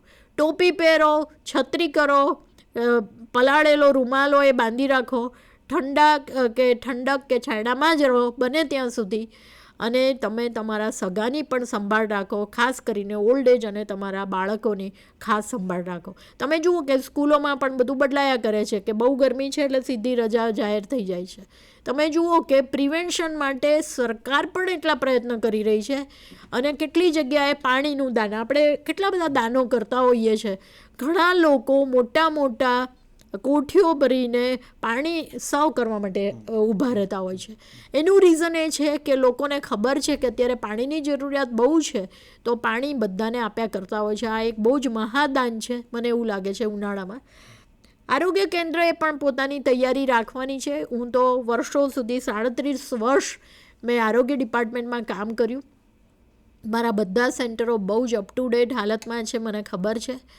ઠંડકવાળી જગ્યાએ બધાએ આઇસોલેટ કરેલી છે. પીવાનું ચોખ્ખું પાણી પણ અમારે ત્યાં અવેલેબલ હોય છે 24/7. પૂરતા પ્રમાણમાં ORSના પેકેટો, ORS કોર્નર હોય છે. અહીંયા આગળ જે લોકો સાહેબ કહે છે એ પ્રમાણે મજૂરીવાળા એરિયામાં હોય ત્યાં ORSના પેકેટો આશાબહેનોએ જઈને આપી આવવા. જરૂર પડે તો IV ફ્લુઇડ, કારણ કે બેભાન હશે તો ઓરલી તો કંઈ આપી નહીં શકો, એટલે એને નસમાં ઇન્જેક્શન આપીને IV ફ્લુઇડ ચાલુ કરવા પડશે. ટ્રેનિંગો તો આપણે વારે વારે આપતા જોઈએ છીએ, એટલે સુસજ્જ કર્મચારીઓ ઊભા કરીએ છીએ આપણે. બરફની પોટલી જો શક્ય હોય તો બગલ નીચે મૂકવી, એટલે ટેમ્પરેચર તાત્કાલિક ડાઉન થઈ જાય. ઇમરજન્સી એમ્બ્યુલન્સ નંબર બધું તમારી પાસે અવેલેબલ હોય. અહીંયા મારે એક જ વાત કહેવી છે કે બરફની પોટલી નાના બાળકના બગલમાં મૂકવાની નથી, કારણ કે બાળકનું ટેમ્પરેચર સડનલી ઓછું થઈ જાય, હાઇપોથર્મિયા થઈ જાય ને બાળક મરી પણ શકે. એટલે નાના બાળકમાં બરફ નથી મૂકવાનો, મોટામાં મૂકી શકો છો, કોઈ પ્રોબ્લેમ નથી. હવે જે હાઈ રિસ્ક ગ્રુપ છે, નાનું બાળક, એના પણ કેટલાક લક્ષણો છે કે જે તમારે સમજવા ખૂબ જરૂરી છે. કારણ કે જ્યારે સમુદાયમાં તમે કામ કરો છો ત્યારે તમારા એરિયામાં કેટલાય બાળકો નાના હોય છે. કોઈ પણ મા બાપ એવી ફરિયાદ કરે છે કે ધાવણ કાલ સુધી બરાબર લેતું હતું, પણ આજે ધાવણ નથી લેતું. મોં એનું સુકાઈ જાય ને હોઠ એકદમ કોરા પડી ગયા છે. આંખો તમને બિલકુલ લાગે કે ઊંડી ઉતરી ગઈ છે, જાણે ડાયરિયાના કેસમાં કેવી ઊંડી ઉતરી જાય. શરીર ગરમ થવા માંડે, શ્વાસમાં થોડી તકલીફ પડે. પેશાબ સવારે કર્યો તો પછી આખા દિવસમાં કર્યો જ નથી તો પેશાબ બંધ થઈ જાય, ચીડિયાપણું થઈ જાય, રડ કરે. અને એની થોડી રડે એનો અવાજ પણ એટલો ધીરો હોય કે આપણને એમ લાગે કે આની એક્ટિવિટી થોડી ઓછી થઈ ગઈ છે. તો this is a very serious sign કે તાત્કાલિક તમારે પોતે ટ્રીટ કરવા બેસવાને બદલે એના પહેલાં કપડાં કાઢી નાખો. ગોળીઓ હોય તો એને ઠંડા પાણીનું પોતું મૂકી દો ઉપર, ટુવાલ કે ઓઢાડી દો, અને ઠંડકની જગ્યાએ બાળકને રાખો. અને શક્ય હોય ત્યાં સુધી પહેલાં દવાખાને લઈને ડૉક્ટરને બતાવી દો. આ મારી બહુ જ તમને વિનંતી છે. નાના બાળકોમાં લૂના લક્ષણ થોડાક જુદા છે, એટલા માટે હું આજે આ કવર કરી રહી છું કે જેને કારણે સમુદાય લેવલે જો કોઈ બાળકને આવી મુશ્કેલી ઊભી થાય તો તમે તાત્કાલિક આ ડૉક્ટરને રિફર કરો અને એની તાત્કાલિક સારવાર કરાવો, કારણ કે બાળક મરી પણ શકે છે આમાં. એટલા માટે નેક્સ્ટ, નાના બાળકોનો ઉપચાર તો તરત જ એને દવાખાને લઈ જવું. ધાવણ તો તમારે ચાલુ જ રાખવાનું છે. પાણીના પોતા જે વીંટાળેલું છે એ બિલકુલ રાખવું નહીં, અને એને સીધા જ તડકાથી બચાવવું જોઈએ.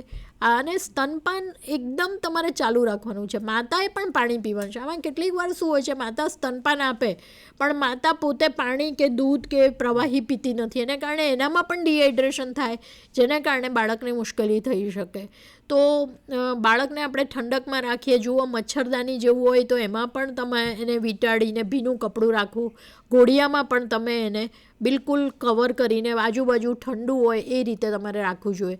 એટલે એક નાના બાળક માટે પણ આપણે કેટલી બધી તકેદારી હીટવેવના સંદર્ભમાં રાખવાની છે એની હું આપને વાત કરી રહી છું. નેક્સ્ટ, ગરમીથી કેટલા કલર કોડ આપેલા છે જે આપ બિલકુલ જોઈ લો.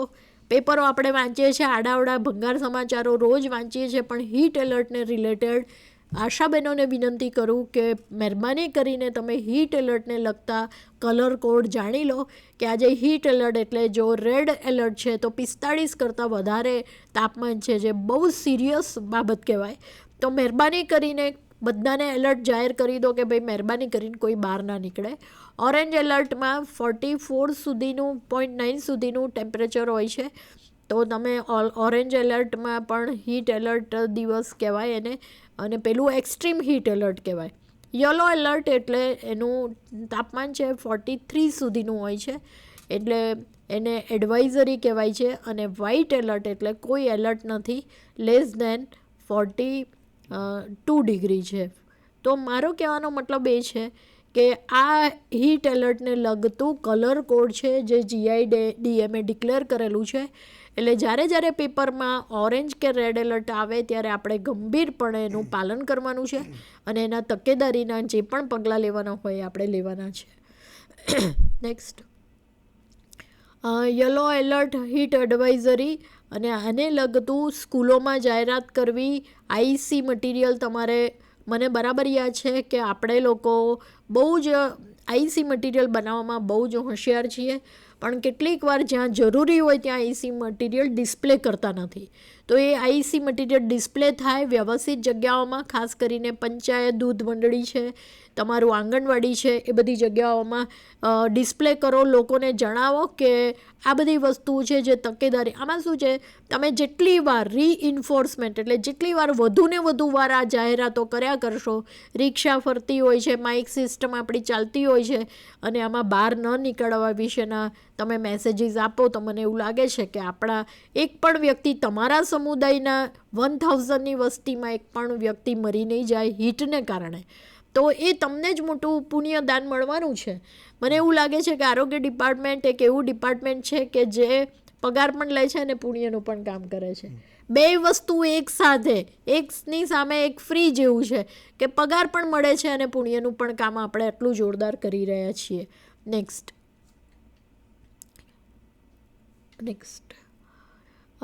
મને એવું લાગે છે કે એ અલગ અલગ રેડ એલર્ટ ને બધું યલો એલર્ટની વાત કરેલી છે. ખાસ કરીને હીટ એલર્ટની સભાનતા.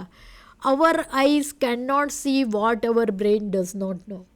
એવું કહેવાય છે કે આપણી આંખો એવી જ વસ્તુને જુએ છે જેને મગજ અને આપણને ખબર હોય. મગજને ખબર હોય કે આને હીટવેવ કહેવાય તો તરત આંખો જોવા મળશે કે મેડમે કીધું હતું કે આ તાવ આવ્યો તો પહેલું હીટવેવ જોઈ લઈએ. લૂ વિશે જાણો અને જણાવો. તમે એકલું, મેં કહ્યું ને કે જ્યોત સે જ્યોત જગાતે ચલો, પ્રેમ કી ગંગા અને જ્ઞાન કી ગંગા બહાતે ચલો.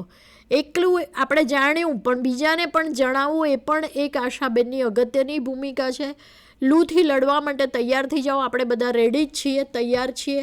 કારણ કે GIDMનો હું ખૂબ આભાર માનું છું અને બાયસેગનો પણ ખૂબ આભાર માનું છું કે GIDM જેવું હીટવેવ ચાલુ થાય એ પહેલાં જ આવા બધા સેટકોમ વર્કશોપ બધું કરી નાખે છે, જેને કારણે આશાબેન અને આંગણવાડી વર્કર કે જે આપણા ડિપાર્ટમેન્ટોનું બહુ જ મોટું જૂથ છે, જેને અમે સેન્સિટાઈઝ કરીએ છીએ. લક્ષણો મેં ઓલરેડી કહી દીધા છે. સારવાર શું આપવાની એ રિફર કરવાનું, અને લૂથી બચવા એટલે prevention is better than cure, એના માટે શું કરવું એ વાત કરી. હવે અગત્યની વાત આવે છે જે બરાબર સાંભળી લો કે જેટલી અગત્યતા માણસો માટે છે એટલું પશુ પક્ષી માટે છે. તમે લોકો જુઓ કે હું અહીંયા સેક્ટર 9માં ગવર્મેન્ટ બંગલોઝમાં રહેતી હતી ત્યારે મને બરાબર યાદ છે કે હું રોજ જે પાણી ભરતી, માટીનું જે મોટું વાસણો એમાં, કે જેને કારણે ચકલા, ચકલી, કાગડા, કાબર આવીને પાણી પીતા. બીજું કે એવા ઝોન તૈયાર કરેલા ઠંડકના જ્યાં કૂતરાઓ પડી રહેતા. કારણ કે આટલી બધી ગરમીમાં જો માણસ તો એસીમાં અંદર પડ્યો રહે તો પશુ અને પક્ષીઓનું શું? તો એ પણ એક અગત્યની વસ્તુ છે કે આપણે એમને દાણા જેમ નાખીએ છીએ એમ બને ત્યાં સુધી, અને પાણી ગરમ થઈ જતું હોય છે. તમે જુઓ કે ગરમીમાં તો પાણીને ચેન્જ કરી દો. તો આપણે એક બહુ જ મોટું દાનનું કામ છે, મને તો એવું લાગે છે પુણ્યનું કામ છે કે પશુ પક્ષીની પણ ચિંતા કરવી. અત્યારે તો આપણે માનવની પણ ચિંતા નથી કરતા, પશુ પક્ષી તો બહુ દૂરની વાત રહી. જો પ્રકૃતિ સાથે રહેવું હોય તો પ્રકૃતિએ ઊભી કરેલી દરેક વસ્તુઓની આપણે ચાહના હોવી જોઈએ અને પ્રકૃતિ ઉપર પ્રેમ હોવો જોઈએ કે ના ભાઈ તે ઊભું કરેલા એનિમલ્સ છે, પક્ષીઓ છે, હું એનું પણ ધ્યાન રાખીશ. કારણ કે એનો પણ રોલ આવે છે, આપણો એ પણ રોલ આવે છે કે આપણે બધાનું ધ્યાન રાખવું. આપણામાંથી જેટલું શક્ય પાણી તો આપણે આપી જ શકીએ. હવે પાણી કંઈ બહુ મોટી વાત નથી કે બદલવું કે આપવું એ બહુ જ મોટી વાત હોય. મને એમ લાગે છે કે આટલી વાત મારે તમને ખાસ પશુ પક્ષી માટે પણ કહેવી હતી. અને હવે આપણે વિડીયોઝ જોઈશું. બહુ સુંદર વિડીયોઝ છે, દર વખતે આપણે બતાવીએ છીએ, તો એ વિડીયોઝ આપણે જોઈશું. પહેલી વસ્તુ છે કે આશાબેનો પર મારી હંમેશા બહુ જ આશા રહેલી છે. અને આશા પોતે વર્કર નથી, એ કોમ્યુનિટીએ સિલેક્ટ કરેલી એક વ્યક્તિ છે. બહુ સંવેદનશીલ કડી છે અમારા આરોગ્ય અને સમુદાય વચ્ચેની, અને બહુ મજબૂત કડી છે. તો મને એવું લાગે છે કે જો આશાબેનોને આપણે સમજાવી દીધું, કે આંગણવાડી વર્કરને સમજાવી દીધું, તો આપણે આપણી બાજી છે ને એ 90% જીતી લીધી. તો હવે આપણે વિડીયોઝ જોઈશું પ્લીઝ. ગરમી ભારતમાં જીવલેણ સાબિત થઈ રહી છે. જલવાયુ પરિવર્તન, શહેરીકરણ, ઇંધણનો વધુ પડતો ઉપયોગ અને વૃક્ષોનું ઘટવું પણ આનું કારણ છે. અને ભવિષ્યમાં ગરમી બદતર થશે. લૂ બેહદ ખતરનાક છે અને મોટા ભાગના લોકો અજાણ છે કે આ પ્રાણઘાતક થઈ શકે છે. ગરમીથી વડીલ, ગર્ભવતી મહિલાઓ, બાળકો, બીમાર લોકો, મજૂર, બેઘર અને ઝૂંપડપટ્ટીમાં રહેતા લોકો વધુ પ્રભાવિત થાય છે. પણ લૂની અસર કોઈને પણ થઈ શકે છે. યાદ રાખો, સારવાર કરતા સાવચેતી સારી. લૂ લાગવાથી તબિયત ખરાબ થાય તો વિના વિલંબે ડોક્ટર અથવા ચિકિત્સાલયનો સંપર્ક કરો. મને એમ લાગે છે કે લૂ કોઈને પણ અસર કરી શકે છે. ઘણા લોકોને એવું કે પૈસાદાર લોકોને તો થાય જ નહીં, પણ મને એવું લાગે છે કે આ સુનામી તો બધાના ઘરમાં આવે છે. પૈસાદાર લોકો, પૈસો છે, કદાચ લૂ લાગે અને પછી દવાખાનામાં સ્ટર્લિંગમાં જઈને 50,000 ખર્ચીને ટ્રીટમેન્ટ કરાવી શકે, એટલું બરાબર છે. પણ લૂ એમને લાગી તો શકે જ, કારણ કે અજ્ઞાનતા તો ગરીબોમાં પણ છે ને પૈસાદારમાં પણ છે. એટલે આ વાત, આ વિડીયો એટલા માટે જાણવો જરૂરી છે કે આ સુનામી બંનેમાં આવી શકે, લૂ બંનેને લાગી શકે. Next video. ગરમીમાં વધુ પડતો પરિશ્રમ કરવાથી જીવલેણ લૂ લાગવાનું જોખમ છે. તેના લક્ષણો ઓળખો: અતિશય તાવ, ઉલટી ઉપકા, અશક્તિ, સ્નાયુઓમાં ખેંચાણ, ચક્કર, માનસિક અસંતુલન, શ્વાસ લેવામાં મુશ્કેલી અથવા ગભરામણ, ઝડપી ધબકારા, છાતીમાં દુખાવો, બેભાન થઈ જવું. જો આપ કોઈને આ હાલતમાં જુઓ તો તેમને પ્રાથમિક સારવાર આપો. તત્કાળ 108 પર ફોન કરીને એમ્બ્યુલન્સ બોલાવો. ત્યાં સુધી તેમને છાયામાં લઈ જાઓ. પગ ઉપર કરીને સુવડાવો. ભીના કપડાથી શરીરને ઠંડુ પાડો. હવા નાખો. જો તે પૂરા ભાનમાં હોય તો ORS, લીંબુ પાણી, છાશ જેવા કુદરતી પીણા પીવડાવો. સોડા આપવાનું ટાળો. આપની સતર્કતાથી કોઈનો જીવ બચી શકે છે. જો આની અંદર એ વાત છે કે એણે બેગ નીચે મૂકી દીધી. આપણે એવું કીધું હતું પગ નીચે ઓશીકું મૂકવું, પણ હાજરસો હથિયાર જે પણ હાજર અવેલેબલ હોય, ટૂંકમાં પગને ઊંચો કરવાનો છે એટલે તમારી પાસે જે પણ વસ્તુ અવેલેબલ હોય, બેગ છે કે બીજું કંઈ છે કે કંઈ ના હોય તો લાકડું છે કે પાટલો છે, ગમે તે મૂકી શકાય, પણ હાજરસો હથિયાર, એ વાત કહેવા માંગે છે. ત્રીજો આપણે વિડીયો જોઈશું. ઉનાળો રજાઓ સાથે ઘાતક લૂ પણ લાવે છે. લૂથી બચવા ખૂબ પાણી પીઓ. જેટલો વધારે પરસેવો એટલું વધારે પાણી. ORS, લીંબુ પાણી, છાશ વગેરે પીવો. ચા, કોફી અને કોલ્ડ ડ્રિંક્સ પીવાનું ટાળો. તડકામાં બહાર જવાનું ટાળો, ખાસ કરીને બપોરે 11 થી 4 વચ્ચે. આછા રંગના આરામદાયક કપડાં પહેરો. સિન્થેટિક કપડાં ન પહેરો. બહાર જતા સમયે પીવાનું પાણી સાથે રાખો. છત્રી, ટોપી, ખેસ, પાઘડી અથવા ઓઢણીથી માથું ઢાંકેલું રાખો. તડકામાં તીવ્ર શારીરિક પરિશ્રમ ટાળો. અનિવાર્ય હોય તો વચ્ચે વચ્ચે થોડો આરામ કરો. આ સાવચેતી આપનો જીવ બચાવી શકે છે. આ પણ બહુ સુંદર વિડીયો હતો. ખાસ કરીને રિપીટેશનમાં થાય છે કે ચા, કોફી કે પીણા નથી આપવાના અને તમારે એને છાશ, પાણી કે લીંબુનું શરબત આપવાનું છે. આ વસ્તુ રિપીટેડલી વારે વારે એટલા માટે કહેવામાં આવે છે કે તમારા મગજમાં આ વાત ઉતરી જાય. નેક્સ્ટ. गर्मी नन्हे मुन्नों के लिए घातक हो सकती है. लू लगने के लक्षण पहचानिए: तेज बुखार के साथ सुस्ती, तसी सूखी आंखें, ढीली त्वचा, सूखा मुंह, ढीला शक्तिहीन शरीर, तसा हुआ तालू या कम पेशाब. शिशुओं को छांव वाली ठंडी जगह में रखें. नियमित स्तनपान कराएं और 6 महीने से बड़े बच्चों को पर्याप्त दूध और पानी पिलाते रहें. सादे पानी में भीगे कपड़े से पोंछकर बच्चे के शरीर का तापमान नीचे लाएं. लू लगी हो तब बुखार की दवाई काम नहीं करेगी. आपातकालीन स्थिति में 108 पे फोन कर एम्बुलेंस बुलाएं या बच्चे को नजदीकी अस्पताल या स्वास्थ्य केंद्र ले जाएं. स्वस्थ रहे, सुरक्षित रहे. હજી પણ આપણો એક સરસ મજાનો વિડીયો છે ટ્રી પ્લાન્ટેશનનો, એ આપણે કરી અને પછી અમે સવાલ જવાબ ઉપર જઈએ. બહુ સુંદર વિડીયો છે. गर्मी लग रही सी कब मिलेगा? आज भारत को 500 करोड़ पेड़ों की जरूरत है और यह तो बस शुरुआत है. 45 डिग्री से 39 डिग्री को 50 डिग्री से 60 डिग्री बनने में देर नहीं लगेगी. 60 डिग्री पर इंसान जीवित नहीं रह पाएगा. हमें समझना होगा और पौधा लगाना होगा. अभी से पेड़ लगाओ क्योंकि एक पेड़ को बड़ा होने में 5 से 7 साल लगेंगे. अभी बारिश आ रही है, 2 पेड़ जरूर लगाओ. सब कुछ सरकार पर मत छोड़ो. कृपया इस पोस्ट को 3 और लोगों तक शेयर करें ताकि यह संदेश भारत के हर एक निवासी के पास पहुंचे. लोगों को बहुत गर्मी लग रही. બહુ સુંદર હતો. મને આજે વોટ્સએપ પર મેં જોયો એટલે મેં તરત જ સિલેક્ટ કરીને લઈ લીધો કે દરેક વ્યક્તિ, આજે આશાબેનોને એક જ વિનંતી છે કે દરેક વ્યક્તિ આજે મને પ્રોમિસ આપે. આજે આપણે બધા પ્રતિજ્ઞા લઈએ કે એક એક ઝાડ રોપવું છે, વધારે નહીં, પણ એ ઝાડ છેક મોટું થઈ જાય એને આપણે બિલકુલ ધ્યાન રાખવાનું છે. તો મને એવું લાગે છે કે આશાબેનો મને ચોક્કસ પ્રોમિસ આપશે કે હા મેડમ, અમે એક વૃક્ષ વાવીશું. ઘરના આંગણે વાવો કે તમારા હોસ્પિટલ કે સબસેન્ટર પર કે આંગણવાડીમાં, જ્યાં પણ વાવવું હોય, પણ તમારે મને પ્રોમિસ આપવું પડશે કે મેડમ અમે એનું બરાબર ધ્યાન રાખીશું, એને પાણી આપીશું અને ઘટાદાર વૃક્ષ બને ત્યાં સુધી એને દત્તક લઈએ છીએ. તો આજનો જે સેટકોમ છે એના ઇમ્પોર્ટન્ટ વાત આ છે, એ પણ આપણે કરીએ. મીનવાઇલ ફોન નંબર લખેલો છે, તમે બરાબર જોઈ લો. 1800-233-4455.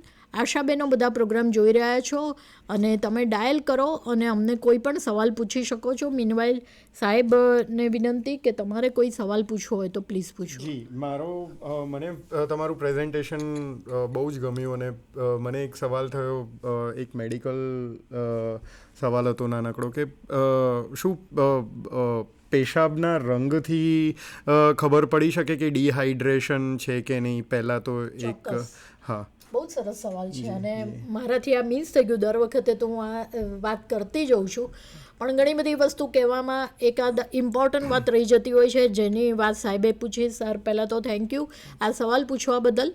કે જ્યારે પણ તમારું યુરિન, તમે પાણી જેટલું ઇન્ટેક કરો છો અને યુરિનનો આઉટપુટ છે પાણી જેવો જ કલર થાય, that is a normal phenomena. પણ જો એ યુરિન ડાર્ક યલો કે ડાર્કર કલર ઉપર બ્રાઉનિશ થવા માંડે છે, દેટ મીન્સ કે તમારા શરીરમાં ડિહાઇડ્રેશન ચાલુ થયું છે. એટલે જ્યારે પણ હીટવેવના સંદર્ભમાં પહેલું તો તમે એક જ વાત કે પાણી પીવો અને તમારા યુરિનનો કલર સેમ આવે છે તો યુ આર સેફ. પણ જો એ ડાર્કર કલર તરફ જવા માંડ્યો છે, દેટ મીન્સ કે ડિહાઇડ્રેશનની શરૂઆત છે અને ધીમે ધીમે કરતાં યુરિન પણ ક્વોન્ટિટી પણ ઓછી થશે અને બંધ પણ થઈ જશે અને that will be a very serious issue. એટલે બહુ જ સુંદર સવાલ હતો તમારો સાહેબ, અને આશાબેનોએ પણ આ વાત જાણવાની ખૂબ જરૂર છે કે જો યુરિન આઉટપુટ ઘટે છે એટલે કે પેશાબ બહાર ઓછો આવે છે, કારણ કે રોજ તમે જતા હો એટલે તમને ખ્યાલ જ આવે કે યુરિન આઉટપુટ ઓછું થઈ ગયું છે. પહેલાં તમારું 20 cc થતું હોય ને 5 cc થાય, એનો મતલબ એવો કે યુરિન ઓછું. અને બીજું કલર એકદમ ડાર્ક આવે જે સ્ટેઇન કરે આપણા જે WC હોય એને, તો દેટ મીન્સ કે આપણે ગંભીરતા તરફ જઈ રહ્યા છીએ. તો પાણી પુષ્કળ પીવાનું ચાલુ કરી દો. અડધો કલાક નહીં, પા કલાકે એક ગ્લાસ પાણી પીવાનું ચાલુ કરી દો. પાણી વધારે પીવાથી કોઈ જ નુકસાન નથી થવાનું ઉનાળામાં, પણ પાણી નહીં પીવાથી ડેફિનેટલી નુકસાન થવાનું છે. અને ઇલેક્ટ્રોલાઇટ લોસ ના થાય વધારે પાણી પીવાથી? અચ્છા, ના. એટલે તમારું જે ઇલેક્ટ્રોલાઇટ લોસની વાત કરે છે એ શરીરનું એવું મિકેનિઝમ છે કે એ પોતે કિડનીનું ફિલ્ટરેશન છે, જેને ગ્લોમેરુલર ફિલ્ટરેશન કહેવાય. અને જ્યાં સુધી નોર્મલ કન્ડિશન છે ત્યાં સુધી એ પોતે રિઝર્વ રાખે છે સોડિયમ, પોટેશિયમ બધાને.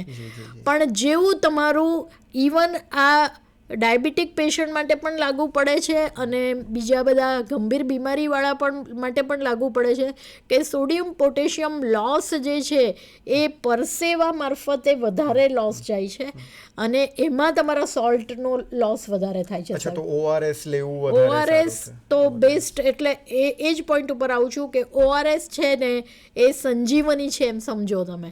એટલે ઘરમાં પેકેટ રાખવું જોઈએ, તમારા વર્ક સ્થળ પર પણ ORS રાખવું જોઈએ અને તમારે આશાબહેનોએ પણ તમારા જે થેલો છે એની અંદર પણ 15-20 ORS રાખો, જેને જરૂરિયાત હોય એને તમે આપી શકો છો.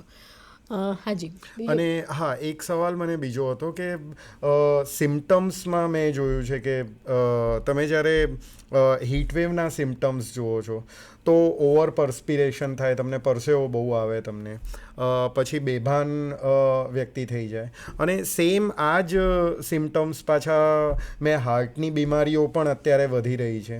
તો હાર્ટની બીમારીઓમાં પણ મેં જોયું કે બહુ જ પરસેવો તમને જો થઈ જાય એકદમથી, અને ચેસ્ટ પેઇન જેવું હોય, અથવા તમને બહુ વધારે લેઝીનેસ આવી જાય, તો એ સિમ્ટમ્સમાં કેવી રીતે તમે ઓળખતા બહુ સરસ વાત કરી. પહેલી વસ્તુ તો એ છે કે ઓલ્ડ એજ છે અથવા એને હિસ્ટ્રી ઓફ કાર્ડિયાક છે કે જે ઓલરેડી દવા લઈ રહ્યું છે, એને એન્જિયોપ્લાસ્ટી થઈ છે કે બાયપાસ થઈ છે, અથવા તો એકાદ વાર હાર્ટ એટેક આવી ગયો છે, એવી કોઈ હિસ્ટ્રી છે, તો પછી હેન્ડલ વિથ કેર જેવું છે સાહેબ. એને આપણે કાચના વાસણને જેવી રીતે હેન્ડલ કરીએ એવું જ હેન્ડલ કરવાની વાત છે. પણ જ્યારે પણ હીટવેવના સંદર્ભમાં બહાર જવાનું એક્સપોઝર છે, પરસ્પિરેશન વધારે છે અને ચેસ્ટ પેન છે, પહેલી વસ્તુ એ છે કે એને પાણીને બધું આપવાની જે વસ્તુ છે, પણ તાત્કાલિક 108 બોલાવીને એને રિફર કરી દેવું, એને સોર્બિટ્રેટ જીભ નીચે મૂકી દેવી. કારણ કે સોર્બિટ્રેટથી કદાચ એને હાર્ટ એટેક નથી તો એ જીવલેણ તો નહીં સાબિત થાય, પણ સોર્બિટ્રેટ જો હાર્ટ એટેક હશે તો એસ્પિરિન અને Sorbitrate will be very useful, તો લોહી પાતળું કરશે અને એના એટેકમાં મૃત્યુ સુધી જતાં બચાવશે. એટલે પહેલી વસ્તુ એ છે કે મેં તમને પહેલાં જ કીધું કે કોવિડમાં તમે પહેલું કોવિડ વિચારો, કોમન વસ્તુ, પણ જ્યારે એની હિસ્ટ્રી ઓલરેડી ખરાબ છે અને એને હાર્ટમાં સિવિયર દુખે છે કે જેને યાદ આવે છે કે મને આવું પહેલાં દુખતું હતું, તો તમારે પહેલું હાર્ટ એટેક પણ વિચારવું પડે. મેં તમને કીધું એ પ્રમાણે એસ્પિરિન સોર્બિટ્રેટ આપી અને એને તાત્કાલિક 108 બોલાવીને રવાના કરવું જોઈએ. કારણ કે હમણાં આના પછી કોવિડ પછી હાર્ટની સમસ્યાઓમાં પણ અને નાના બાળકોમાં પણ બહુ કેસીસ વધી ગયા છે. વાત સાચી છે. પહેલી વસ્તુ તો એ કે ઘણા લોકો વેક્સિનને કારણે છે એવું બધું કહે છે, પણ હકીકત એ છે કે કોવિડ પોતે જ એ વાયરસ એવો કન્ડિશન હતો કે જે હાર્ટને અફેક્ટ કરે છે, લંગને અફેક્ટ કરે છે. That is one point. બાકી તો આપણે કરોડો લોકોના જાન બચાવ્યા છે વેક્સિનો લઈને, અને બીજા દેશોને પણ વેક્સિન્સ આપી છે. એટલે વેક્સિનને કારણે હાર્ટ એટેક આવે છે એ વાતની બિલકુલ હું સંમતિ આપતી નથી. ઇનફેક્ટ એડોલેસનની અંદર હવે બહારના બર્ગર, પિઝા ખાવાની ટેવો એટલી વધી ગઈ છે અને સેડેન્ટરી લાઈફ થઈ ગઈ છે સાહેબ. અને આવી લાઈફને કારણે એ લોકો એક્સરસાઇઝ બિલકુલ નથી કરતા, કાર અને મોટરસાઇકલનો વધારે ઉપયોગ કરે છે, ચાલવાનું તો બિલકુલ એ લોકોનું બંધ થઈ ગયું છે. મને બરાબર યાદ છે કે હું શિવ તાંડવ 6.5 મિનિટનું છું અને ટ્રેનિંગમાં હું કરાવું તો હું 64 વર્ષની કરી શકું, પણ એ 17 વર્ષનો છોકરો 1 મિનિટ પણ શિવ તાંડવ નથી કરી શકતો, જોગિંગ. તો મને એવું લાગે છે કે ધીસ ઇઝ અ થિંગ કે મા બાપે વિચારવાની જરૂર છે કે આપણે આપણા બાળકોને હેલ્ધી કેવી રીતે બનાવવા, અને આપણે કઈ વસ્તુ હોટલોમાં જવાનું ટાળવું, સ્વિગી અને બધાના ઓર્ડરો કર્યા કરીએ છીએ, કેટલું હેલ્ધી છે એ મારે કહેવાનો કોઈ મતલબ નથી આ સ્ટેજ ઉપર, પણ અનહેલ્ધી ફૂડ ખાઈને, સેડેન્ટરી લાઈફ અને એક્સરસાઇઝ અને યોગનો અભાવ. જુઓ સાહેબ, તમારે શરીર સારું રાખવું પડશે હોય તો ચાલવું પડશે, અને મનને સારું રાખવું હશે તો યોગ કરીને મનને સ્થિર રાખવું પડશે. એકમાં ચાલવું પડશે ને એકમાં સ્થિર રાખવું પડશે. તો મેન્ટલ હેલ્થ પણ, stress is also a very important factor for heart attack. કારણ કે અત્યારે મા બાપ ડૉક્ટર હોય, આજે અમે ડૉક્ટર છે તો મારી દીકરીઓ ડૉક્ટર જ બને એવું હોય, પણ હકીકતમાં મારી બેમાંથી એકેય દીકરી ડૉક્ટર નથી. તો એ એમની ચોઈસ છે, પણ મા બાપનો ફોર્સ હોય છે કે આ જ રીતે કરવું. તો એ stress factor is also there for heart attack.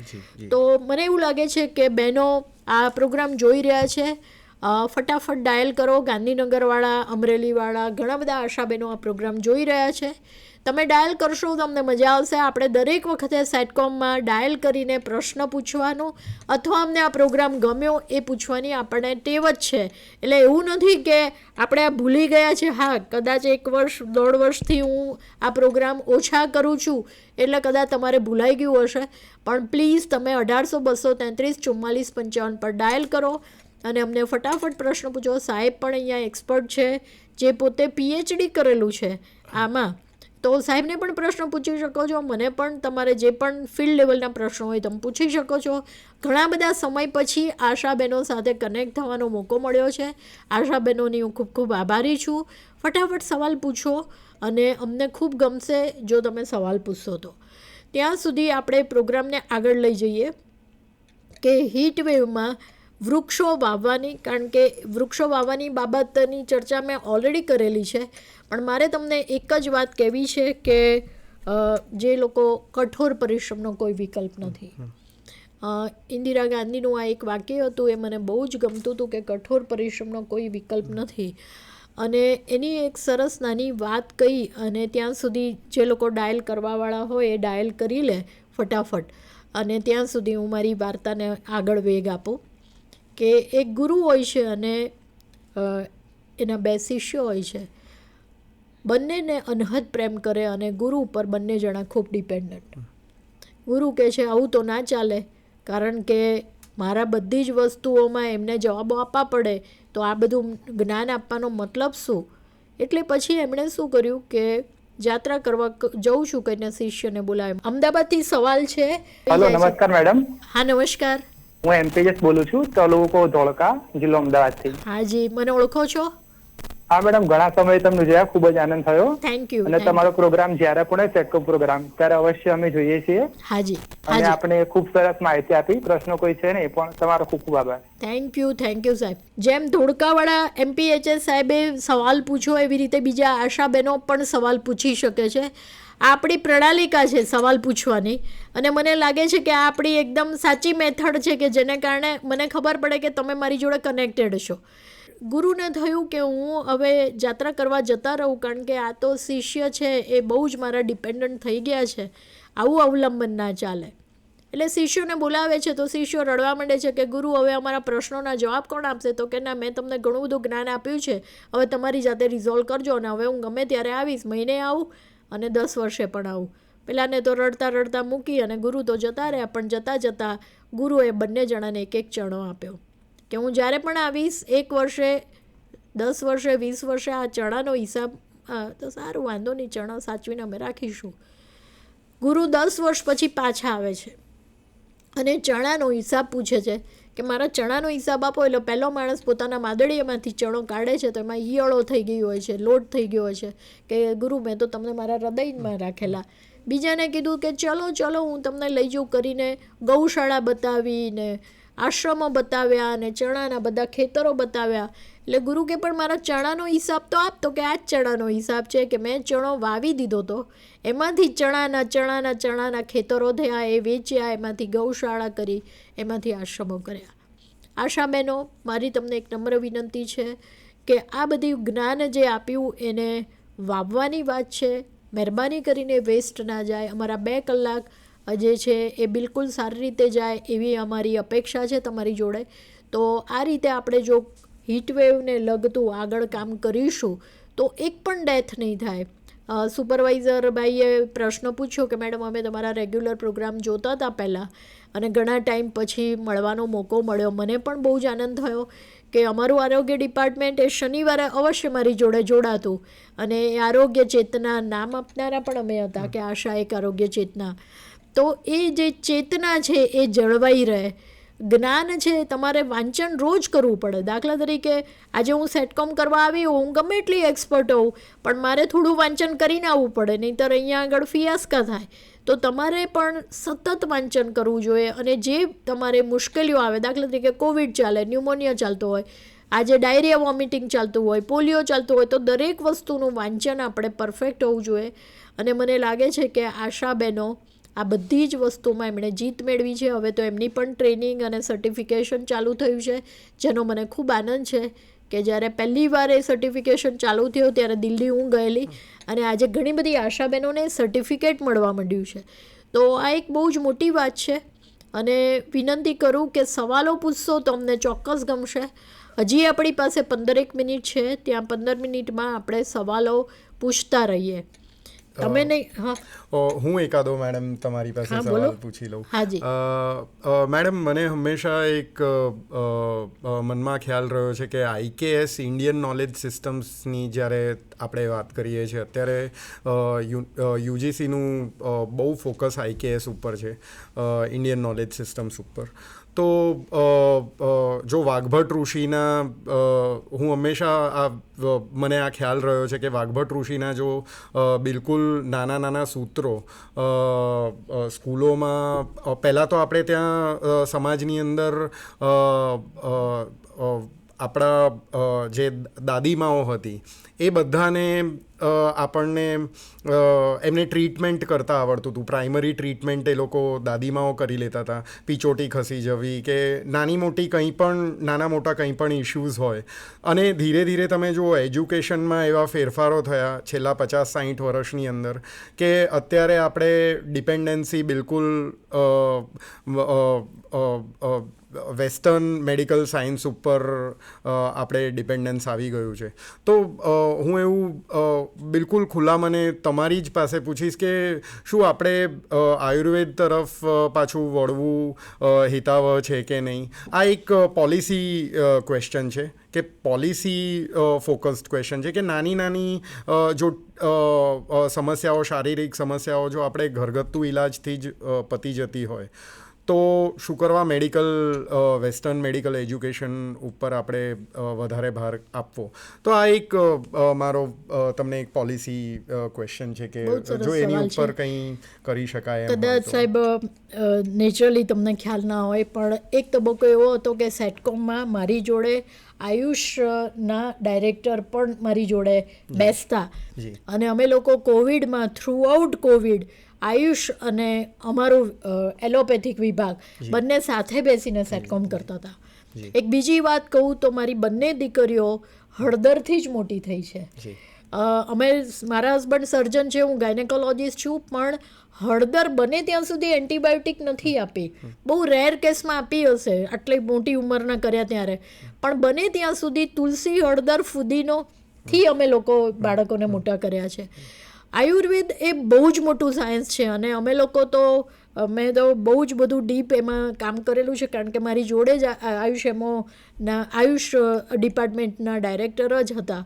તો એમની ઘણી બધી વસ્તુઓ મને, દાખલા તરીકે નાશ લેવો, એવી બધી નાની નાની બાબતો પણ એ બહુ જ ઇમ્પોર્ટન્ટ છે એવું હું સમજું છું. કોવિડમાં આયુર્વેદનો બહુ જ રોલ રહ્યો છે અને એ લોકોએ એક્સ્ટ્રા ઓર્ડિનરી કામ કર્યું છે ને એનાથી ઘણા લોકોને કોવિડ, મારે ખુદ કારણ કે ચાઇના, મેં કોવિડ વખતે ચાઇનીઝ રિસર્ચ પેપરો વાંચ્યા હતા કે યષ્ટિમધુ ચૂર્ણ ઉપર એ લોકો જો રિસર્ચ પેપરો લખી રહ્યા હતા કોવિડમાં, તો આપણે શું કરવા એની ઉપર ફોકસ ન કરવું એમ. બહુ જ સાચી વાત જી, છે. જી, જી. અને સૌથી અગત્યની વાત છે સદવૃત આવે છે. સદવૃત ઘણી બધી ઘણા પાસા છે એમાં. રાત્રે વહેલા જે સૂઈ વહેલા ઉઠે વીર, બળબુદ્ધિને ધન વધે સુખમાં રહે શરીર. અત્યારે આપ મને કહેતા હતા ને કે ઘણા બધા યંગ લોકો મરી રહ્યા છે, એનું રીઝન એ છે કે 1 વાગ્યા સુધી એ લોકો વોટ્સએપ જોતા હોય છે, સવારે 8 વાગે ઉઠતા હોય છે, એમની બોડીની કેમેસ્ટ્રીની કોઈ સિસ્ટમ જ ડેવલપ નથી થઈ. તો પહેલી વસ્તુ એ છે કે જે પણ આશાબેનો પ્રોગ્રામ જોઈ રહ્યા છે ત્યાંથી તો શરૂઆત કરીએ. આપણે આખી દુનિયાને સુધારવા માટે નીકળ્યા નથી, પણ મને લાગે છે કે ટીપે ટીપે સરોવર ભરાય ને કાંકરે કાંકરે પાળ બંધાય. તો આશાબેનો પણ રાત્રે 9 વાગે સૂઈ જાય, 7 વાગે જમી લે, રાઈટ. સવારે બ્રેકફાસ્ટ, મને એવું લાગે છે કે બ્રેકફાસ્ટને બ્રંચ કીધો છે. Brunch is a combination of breakfast and lunch, એટલે રાજા જેવો બ્રેકફાસ્ટ કરવો જોઈએ. મને એવું લાગે છે કે આશાબેનો જે પ્રોગ્રામ જોઈ રહ્યા છે કે સવારે રોટલો કે બધી વસ્તુ વ્યવસ્થિત ખાધા પછી જ ઘરેથી નીકળવું, કારણ કે આપણને ખબર નથી કે આપણો લંચનો ટાઈમ ક્યારે થશે. અમારા આરોગ્ય ડિપાર્ટમેન્ટમાં તો ગમે ત્યારે કોઈને ત્યાં કંઈ મુશ્કેલી આવી જાય ને દોડાદોડ કરીને ટીમને મોકલી દે. તો પહેલી વસ્તુ બ્રંચ, એટલે કે રાજાશાહી, જેની ઇમ્યુનિટી વધારે હશે ને એ બધું સારી રીતે કરી શકશે સાહેબ. અથવા શિરામણ, સવારે શિરામણ અને સાંજે ચોવિયાર, એવી રીતે. અને સાંજનું ખાવાનું એ બેગર્સ, એટલે ભિખારી જેવું હોવું જોઈએ, કારણ કે તરત આપણે સૂઈ જવાનું છે. તો મને એવું લાગે છે કે આ રીતે આપણે જો આપણી બોડીને ટેવાઈએ, અને ઘણા બધા પ્રશ્નો મને દૂરદર્શનમાં પણ એના ડાયરેક્ટર પૂછતા હતા, તો મને એવું લાગે છે કે ઘઉં ખવાય કે નહીં, બાજરી જ ખાવી જોઈએ કે, તો મને એવું લાગે છે કે આપણે તો જન્મ્યા ત્યારથી જ ઘઉં ખાઈએ છીએ, એટલે ઘઉં ના ખવાય એવી કોઈ વાત નથી, પણ everything in access is harmful, અતિ સર્વત્ર વર્જેયત, એટલે જે વસ્તુ અતિ કરીએ ત્યાં લોચા છે. એમાં ગ્લુટોન એક એવી અમારી સિલિયાક ડિઝીઝનો પ્રોબ્લેમ છે કે જે ઇન્ટેસ્ટિન રિલેટેડ છે, તો એવા રિલેશનમાં ગ્લુટોન જ્યાં હાઈ હોય, કારણ કે ઘઉંમાં ગ્લુટોન વધારે હોય છે. સુરતથી સવાલ છે. હાજી નમસ્કાર. પ્રશ્ન એ છે સર, અમે ફિલ્ડમાં સવારે જઈએ છીએ તો તાપ વધારે છે, તો અમે ફિલ્ડમાં સાંજે જઈ શકીએ તો વાંધો નહીં? મારી દ્રષ્ટિએ આ સવાલ પહેલાં પણ આવેલો છે આશાબેન દ્વારા. ફિલ્ડ સાંજે જવામાં પણ કંઈ વાંધો નથી. તમે તમારા મેડિકલ ઓફિસર જોડે કોઓર્ડિનેશન કરી લો કે અત્યારે હીટ વેવ ચાલી રહ્યો છે, અમે સાંજે ચોક્કસ જઈશું ને અમારો જે ટાર્ગેટ છે પૂરો કરી દઈશું, એમાં કોઈ. અને મને એવું લાગે છે કે સવારે 8 થી 9:30 સુધી પણ તમારો ટાઈમ એવો છે કે જ્યાં ઠંડક હોય છે, એટલે તમે તમારા.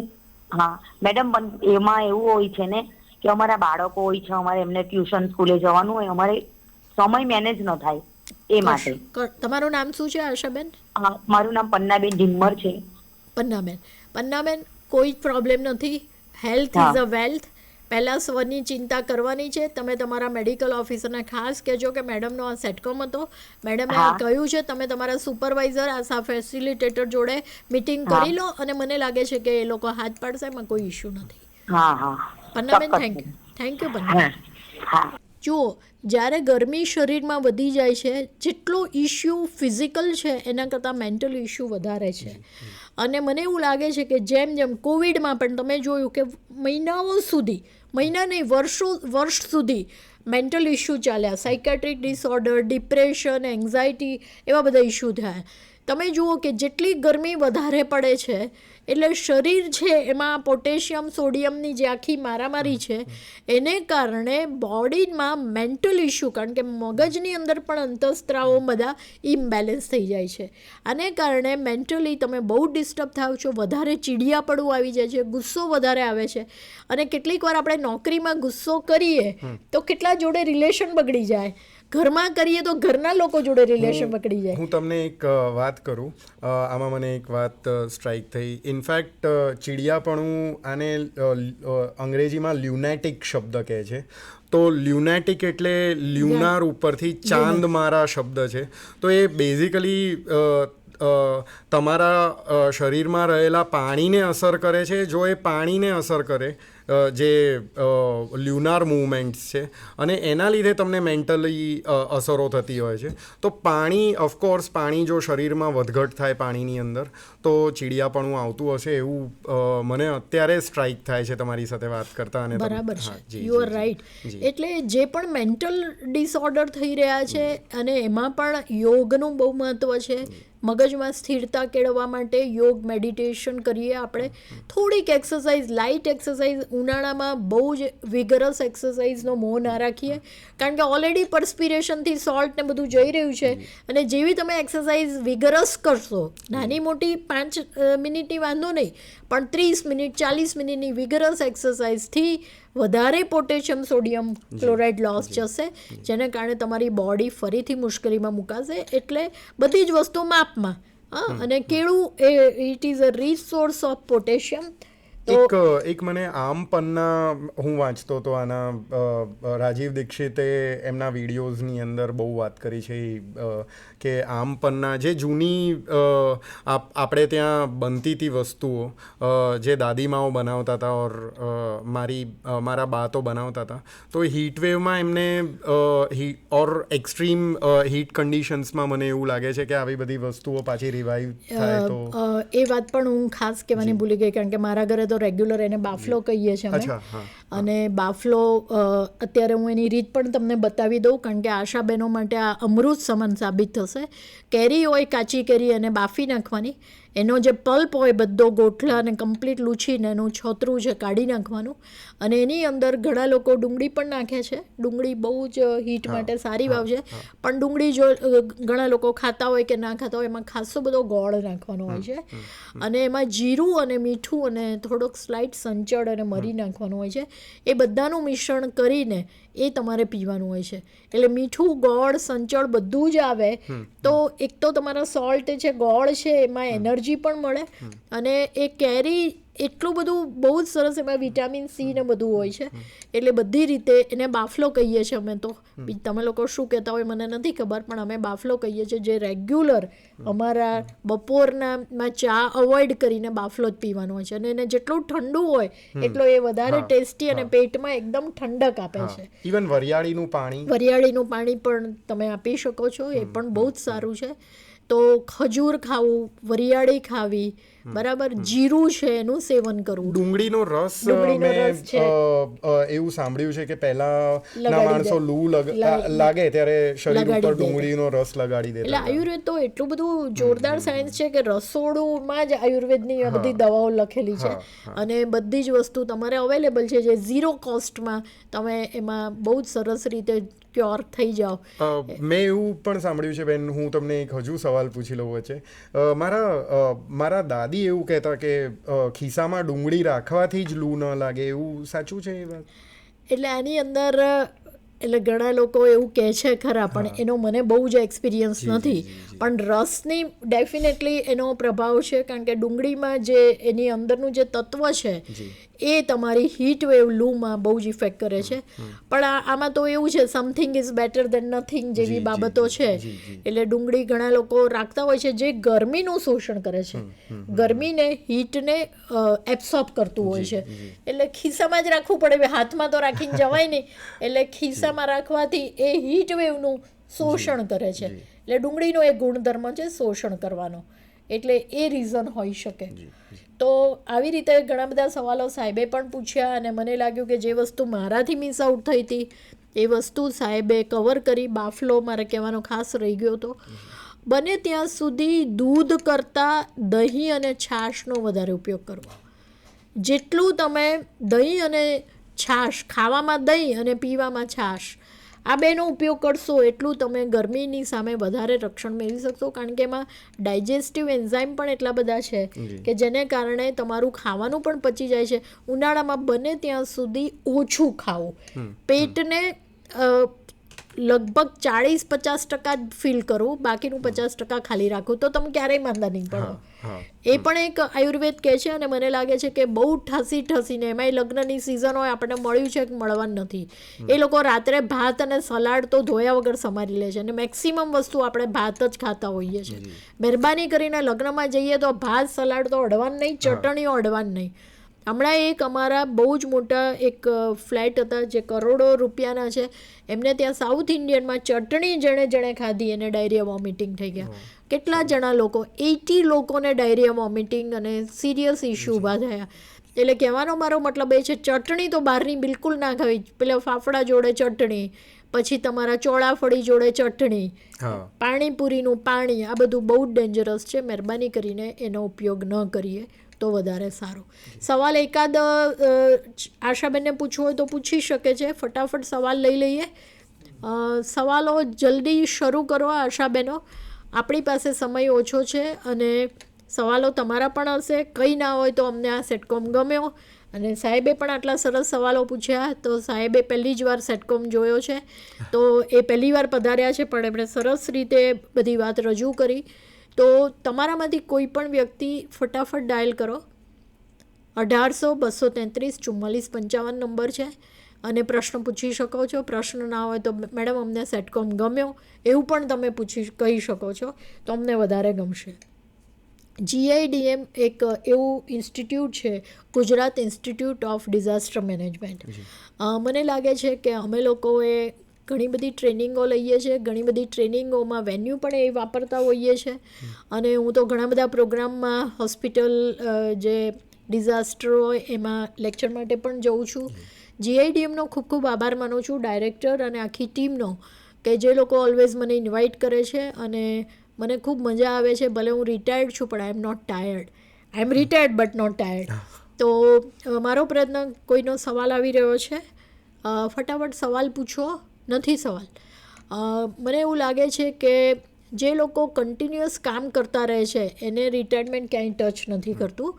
હમણાં જ હું બરોડા ગઈ હતી. એલેમ્બિક CSR વાળા લોકોએ મને ટ્રેનિંગ ફોર ટીચર્સ માટે એનિમિયા મુક્ત ભારત માટે લઈ ગયા હતા. તો 3 દિવસ મેં બરોડામાં ઘણા બધા ટીચર્સને ટ્રેનિંગ આપી. તો મને એવું લાગે છે કે આ મારું પેશન છે ટ્રેનિંગ એ. વડોદરાથી સવાલ છે. વડોદરા, નમસ્કાર. સારું કહેવાનું છે કે તમે અમને આ બતાવ્યા અને બહુ બધી માહિતી મળી સારી, શું નામ છે જાણવા આપનું? લાયક. આપનું પરમાર નામ? સ્મિતા. સ્મિતાબેન. હા, પરમાર સ્મિતા. સ્મિતા કરજણ. પરમાર. સરસ. આશાબેન છો તમે કે આશા ફેસિલિટેટર? આશાબેન છે. Very good, very good. જો આવી રીતે સવાલો પૂછો તો અમારું મોટિવેશન પણ રહે. જે લેક્ચર આપે છે આજે અમને સેટકોમ બહુ જ મજા આવી જોવાની, ઘણું બધું સારું શીખવાનું મળ્યું. થેન્ક યુ બેન. Smitaben thank you. વડોદરાના સ્મિતાબેને પ્રશ્ન કર્યો કે ભાઈ અમને આ સેટકોમ ગમ્યો. એવી રીતે તમારે સવાલ ના પૂછવો હોય તો એટલીસ્ટ સેટકોમ ગમ્યો એવું તો તમે ડાયલ કરી શકો છો. 1800-233-44-55 ઉપર કરી શકો છો. હું એક વચ્ચે સવાલ પૂછી લઉં. જે શરીર ઉપર દાણા થાય છે ને રેશિસ થાય છે, એની ઇમિડિયેટ મને પર્સનલી જાણકારી મેળવવાની ઈચ્છા થઈ કે એમાં ઇમરજન્સીમાં કંઈ અવેલેબલ ના હોય અને કંઈક રીતે ટ્રીટ કરવું હોય તો શું કરી શકાય? આઈડિયલી તો આ એની જાતે જ રેશ જતી રહે છે, પણ એની બળતરાને બધું જોતા જે ડ્રાય પાવડર હોય, સુખડનો પાવડર કે ચંદન, એ બહુ જ ઇફેક્ટિવ છે એના ઉપર. પણ એ બધી વસ્તુ ઘરમાં ઘણીવાર અવેલેબલ ના પણ હોય.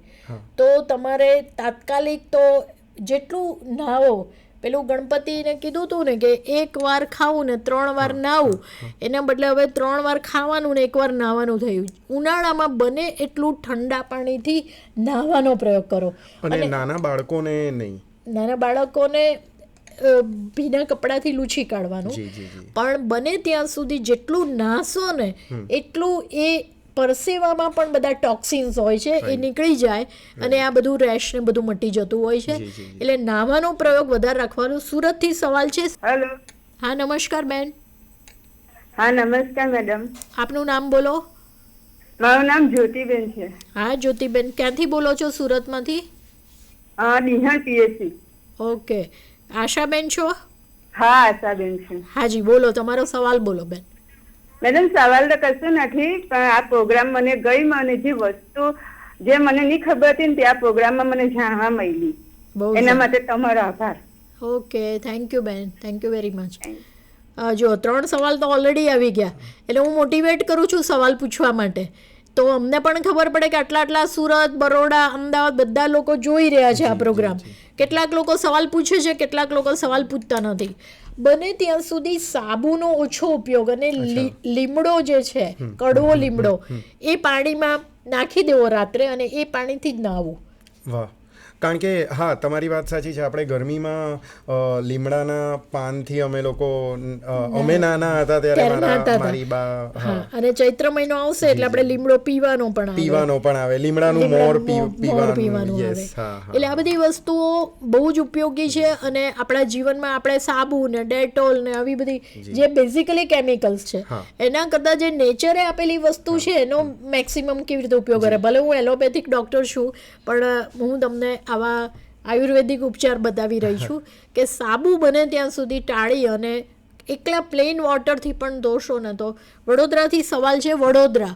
પ્રશ્ન નથી, પણ આજનું છે સેટકોમ અમને ખૂબ સારું લાગ્યું. નામ બોલો બેન આપનું. અમિતા અટાલિયા, કરજણ અર્બન. ક્યાંથી? વડોદરા જિલ્લો, કરજણ તાલુકો, urban. Okay, urban Karjan. Okay, સરસ બેન, થેન્ક યુ. જો પ્રશ્ન આવવા માંડે એટલે બધા ડાયલ ચાલુ કરી દે, કારણ કે મને ખ્યાલ છે કે ઘણા બધા લોકો 900 લોકોનું તો રજિસ્ટ્રેશન થયું છે, એટલે 900 લોકો તો જોતા જ હશે, પણ પ્રશ્નો 3-4 જણાય નથી પૂછતા. તો આપણે પ્રશ્નો જેટલા પૂછીએ એટલું આપણી ક્લેરિટી પણ વધે અને તમે લોકો પ્રોગ્રામ જોઈ રહ્યા છો એનો અમને સંતોષ થાય. એટલે સાહેબ, છેલ્લે હું એટલી જ વાત આશાબેનને કહેવા માગું છું કે આખી જિંદગી પડછાયો શોધવામાં કાઢી નાખી, નમેલી ડાળીઓને પોતાના હાથે જ વાઢી નાખી. આપણી આખી જિંદગીની જે સફર હોય છે એમાં સ્વાસ્થ્ય એટલે કે હેલ્થ એ બહુ જ ઇમ્પોર્ટન્ટ વસ્તુ છે. અને આખી જિંદગી એની પાછળ કાઢી નાખીએ છીએ પડછાયો એટલે કે સ્વાસ્થ્ય શોધવા. પણ જે નમેલી ડાળીઓ છે, આ નમેલી ડાળીઓ છે, નાની નાની બાબતો છે, એને પોતાના જ હાથે વાઢવાનું કામ કરીએ છીએ.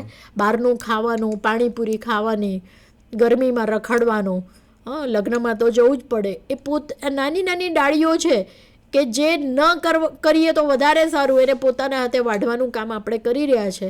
તો એટલું પણ ના કરીએ તો આપણે આપણા સ્વાસ્થ્યને વધુ સારી રીતે રાખી શકીશું એવી મને પૂરેપૂરી શ્રદ્ધા છે. અને GIDMનો તો ખૂબ ખૂબ આભાર જ માનું છું દરેક વખતે, કારણ કે હું આ પહેલી વાર સેટકોમ નથી કરી રહી. એમની જોડે મેં 15 થી 20 એપિસોડ ઓલરેડી કરી દીધા છે. અને હીટવેવ ઉપર જ આપણે જ્યારે પણ હીટવેવ આવવાનો હોય એ પહેલાં જ પાણી પહેલાં પાળ બાંધવાનું કામ કરીએ છીએ. અને એ GIDMનું બહુ જ પર્ટિક્યુલર કેરેક્ટર છે કે એ લોકો પાણી પહેલાં પાળ બાંધવાનું કામ કરે છે. તો બધાનો ખૂબ ખૂબ આભાર. અને સાહેબનો હું ખૂબ ખૂબ આભાર માનું કે ગાડી આગળ ચલાવવા માટે. મેડમ હા બોલો બોલો. તમને થેન્ક યુ મેડમ. અરે સવાલ આવી રહ્યો છે, સવાલ એક આવી રહ્યો છે. હાજી બોલો, આપનું નામ બોલો બેન. પરમાર નૈના. નૈનાબેન. આશાબેન છો? આશાબેન. કેવો લાગ્યો પ્રોગ્રામ બેન? બહુ જ સરસ મેડમ. અમારા ઘર પરિવારને અમને બધાને બહુ જ સરસ માહિતી મળી. આપનો ખૂબ ખૂબ આભાર. સરસ સરસ નૈનાબેન. અને એક હેલો બોલો બોલો બોલો. મેડમ દર વખતે સાડી બહુ જ સરસ પહેરે છે. સાડી બહુ સરસ પહેરે છે મેડમ. ઓહો થેન્ક યુ બેન, thank you Nainaben, thank you. આપણે તો 500 એપિસોડમાં એકબીજાને મળ્યા છીએ, હા ને. Thank you so much. કચ્છથી સવાલ છે. ઓહો કચ્છ. નમસ્કાર. હેલો નમસ્કાર મેડમ. હાજી નામ બોલો આપનું. મારું જીજ્ઞા પરમાર નામ છે. ભુજ કચ્છથી બોલું છું. આશા વર્કર છું. હાજી બોલો. અને મેડમ તમારો પ્રોગ્રામ બહુ સારો હતો. મારાથી થોડોક મિસ થઈ ગયો કારણ કે આજે બુધવારનો મમતા દિવસ હતો એટલે. કઈ વાંધો નહીં. અઢી વાગ્યા પછી મેં પ્રોગ્રામ જોયો. તમારો પ્રોગ્રામ બહુ સારો છે. અને મેડમ મને એક પ્રશ્ન છે. બોલો. અત્યારના ગરમીની સિઝનમાં દહીં ને છાશ ખાવાનું આમ તો મને બહુ ભાવે છે, પણ ઉધરસ શરદીના લીધે ડોક્ટર ના પાડે છે. જો તો છાશ ને દહીં વગર ચાલતું નથી. એના માટે મેડમ કાંઈક કહો તો સારું થાય. હવે બેન દરેક બોડીની પોતાની ફિતરત છે. મને પોતાને જ અનુકૂળ નથી આવતું, રાઈટ? એટલે જે વસ્તુ અનુકૂળ નથી આવતી એનું તો આપણે શું કરી શકીએ બેન? કારણ કે ઘણાને જોઈન્ટના ઇસ્યુ છે, ઘણાને છાશથી એસિડિટીના બધા. આમ તો બેઝિકલી છાશ બહુ સારી, પણ મને એવું લાગે છે કે તમે દહીંમાં છે ને પાણી વધુ મિક્સ કરો અને એ પાતળી છાશ પીવાનું ધીમે ધીમે ટ્રાય કરો. દહીં નહીં ખાઓ, પણ દહીંના બદલે છાશ પીવો, પણ એ વધુ પાતળી એટલે વધુ પાણી નાખીને એની તાસીર બદલાઈ જશે. અને એમાં પછી જીરું નાખવાનું રાખો. બને ત્યાં સુધી છાશમાં મીઠું નથી નાખવાનું હોતું, આયુર્વેદ ના પાડે છે. પણ જીરું હોય શેકીને એને ગ્રાઇન્ડ કરીને અડધી ચમચી જેટલું નાખો. આ ટ્રાય કરો, કદાચ બની શકે કે તમને અનુકૂળ આવવા માંડે. મને એવું લાગે છે, કારણ કે એની તાસીર બદલાઈ જતી હોય છે પાણી જેટલું નાખશો ને એટલે. આઈ હોપ કે તમને એનો જવાબ મળી ગયો હશે. તો આ રીતે આપણે ઘણા બધાના પ્રશ્નો આવ્યા. કચ્છ ભૂતથી પણ પ્રશ્ન આવ્યો. અમરેલીવાળા કોઈ પોરબંદર અમરેલી કોઈ સવાલ પૂછતું નથી, જોતા નથી લાગતા પ્રોગ્રામ. ઘણી બધી વાતો કરી અને આઈ એમ સો હેપી કે ઘણા બધા ટાઈમ પછી કચ્છથી પાછો સવાલ છે. નમસ્કાર કચ્છ. નમસ્કાર. હાજી આપનું નામ બોલો. મારું નામ પૂર્વી ઠક્કર છે. અર્બન 4 ભુજથી બોલું છું. મેમ તમે આજે બહુ જ સરસ માહિતી આપી અને અમુક વસ્તુ અમને ખબર નહોતી એની પણ જાણ થઈ, તો બહુ સારું લાગ્યું. Thank you. થેન્ક યુ બેન, થેન્ક યુ સો મચ. કચ્છથી પણ 2 પ્રશ્નો આવી ગયા. બોલો. અર્બન કચ્છથી. હા, થેન્ક યુ. તો આપણે પહેલી વસ્તુ સંકલ્પ બધાએ લેવાનો છે અને આઈ હોપ કે માનસિક સંકલ્પ લઈ લો. હું તમને જોઈ ન શકતો, પણ તમે એટલીસ્ટ અંદરથી સંકલ્પ લો કે ના મેડમ અમે 1 વૃક્ષ વાવીશું. 47,000 આશાઓ અને 55,000 આંગણવાડી વર્કર, FAW ને બધું થઈને આપણે 1.5 લાખ જેટલા બધા માણસો છીએ. 1.5 લાખ ઝાડ વાવી શકીએ જો તમે કરો તો. એટલે મારો કહેવાનો મતલબ એ છે કે સંકલ્પ વગર સિદ્ધિ નહીં. હા, સંકલ્પ લઈએ તો જ આપણને સિદ્ધિ મળે. અને મને લાગે છે કે આપણી પાસે બીજો વૃક્ષ વાવવા સિવાય બીજો કોઈ વિકલ્પ નથી. વૃક્ષ વાવવું એ જ આપણો સંકલ્પ છે. એટલે આજે આપણે ખરેખર કુદરતને જો સપોર્ટ કરવો હોય તો આપણે વૃક્ષો વાવવા જોઈએ. અને મને લાગે છે કે વૃક્ષો વાવીશું તો આપણે ઘણા બધા પ્રશ્નો ઘણા બધા સોલ્વ થઈ શકશે. તાપ વધે તો આપણે ઠંડકવાળી જગ્યાએ બેસવું એ તો એક વાત છે જ. અને આશાબહેનોને પણ એમઓ જોડે કોઓર્ડિનેશન કરીને કામ કરે અને આપણે ગરમી સામે ચોક્કસ લડી શકીએ, કારણ કે એક અકેલા થક જાયેગા મિલકર હાથ બઢાના સાથી હાથ બઢાના. એક માણસનું કોઈ જ વસ્તુમાં કામ નથી, બધાએ સાથે. GIDM છે, આ સાહેબ ગુજરાત યુનિવર્સિટીમાં આવ્યા છે, હું રિટાયર્ડ છું તો આવી છું, બાઇસેક આટલો બધો પ્રયત્ન કરી રહ્યો છું. આપણે બધા સાથે મળીને પ્રયત્ન કરીએ તો આપણે ગરમી સામે ચોક્કસ લડી શકીશું અને કોઈ જ ડેથ ઝીરો, મોર્ટાલિટી ઝીરો કરી શકીશું. અને બીજી વસ્તુ કે આવનાર ભવિષ્ય 60 ડિગ્રી બતાવે છે, તો 60માં પ્રિવેન્ટ કરવું હોય તો વૃક્ષો વાવવા પડશે. ખેડાથી સવાલ છે, અનયુઝ્યુઅલ ખેડા.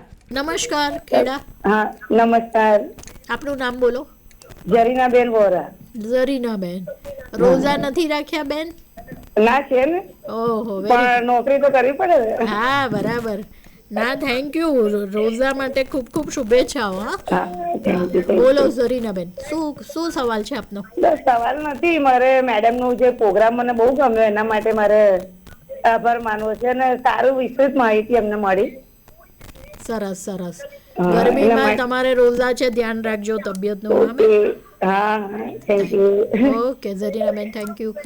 ચાલો, હીટ એલર્ટ, ગરમીથી તમે કેવી રીતે બચો એના પોસ્ટરો તમારી પાસે ઓલરેડી આઈસી મટીરિયલ તરીકે ઉપલબ્ધ છે અને એનો મેક્સિમમ પ્રચાર પ્રસાર કરો, લોકો સુધી આ વાત પહોંચાડો. મેં તમને કીધું તમારા સુધી ચણાને નથી રાખવાનો, વાવી દેજો, એટલે બહુ જ સરસ રીતે આપણી જ્ઞાનની ગંગા આગળ વહેશે. અને બહુ જ સરસ રીતે કાલે આંગણવાડી વર્કરનો છે, આંગણવાડી વર્કરોને પણ ખાસ કહેજો કે આ પ્રોગ્રામ જુએ, એમના માટે પણ બહુ યુઝફુલ પ્રોગ્રામ છે. તો આપણે બધા સાથે મળીને જંગ જીતીએ અને ગરમીથી ચોક્કસ આપણે બધા બચીએ અને મોર્ટાલિટી ઝીરો થાય એવો પ્રયત્ન કરીએ. તો સાહેબનો ખૂબ ખૂબ આભાર. Thank you. હું ક્લોઝિંગમાં એક મેડમ તમારી સાથે સ્ટેટમેન્ટ અંદર મારે ઉમેરવું હતું કે વૃક્ષારોપણ અત્યારે એજન્સીઓનું વૃક્ષારોપણ ઉપર ધ્યાન આવ્યું છે, એ બહુ સારું છે. હું એમાં એક વાત ઉમેરવા માગું છું કે જે જૂના વૃક્ષો હતા, ગુગળ છે, સાલ્વાડોરા પરસિકા છે, જે પીલુનું ઝાડ કહેવાય છે, પીલુડી દરેક જગ્યાએ હોય છે, જેને મિસ્વાક પણ કહેવાય છે, એ ઝાડ હું હમણાં મારું ઓબ્ઝર્વેશન એવું છે કે કચ્છમાં ગુગળની સંખ્યા બિલકુલ ઘટી ગઈ છે.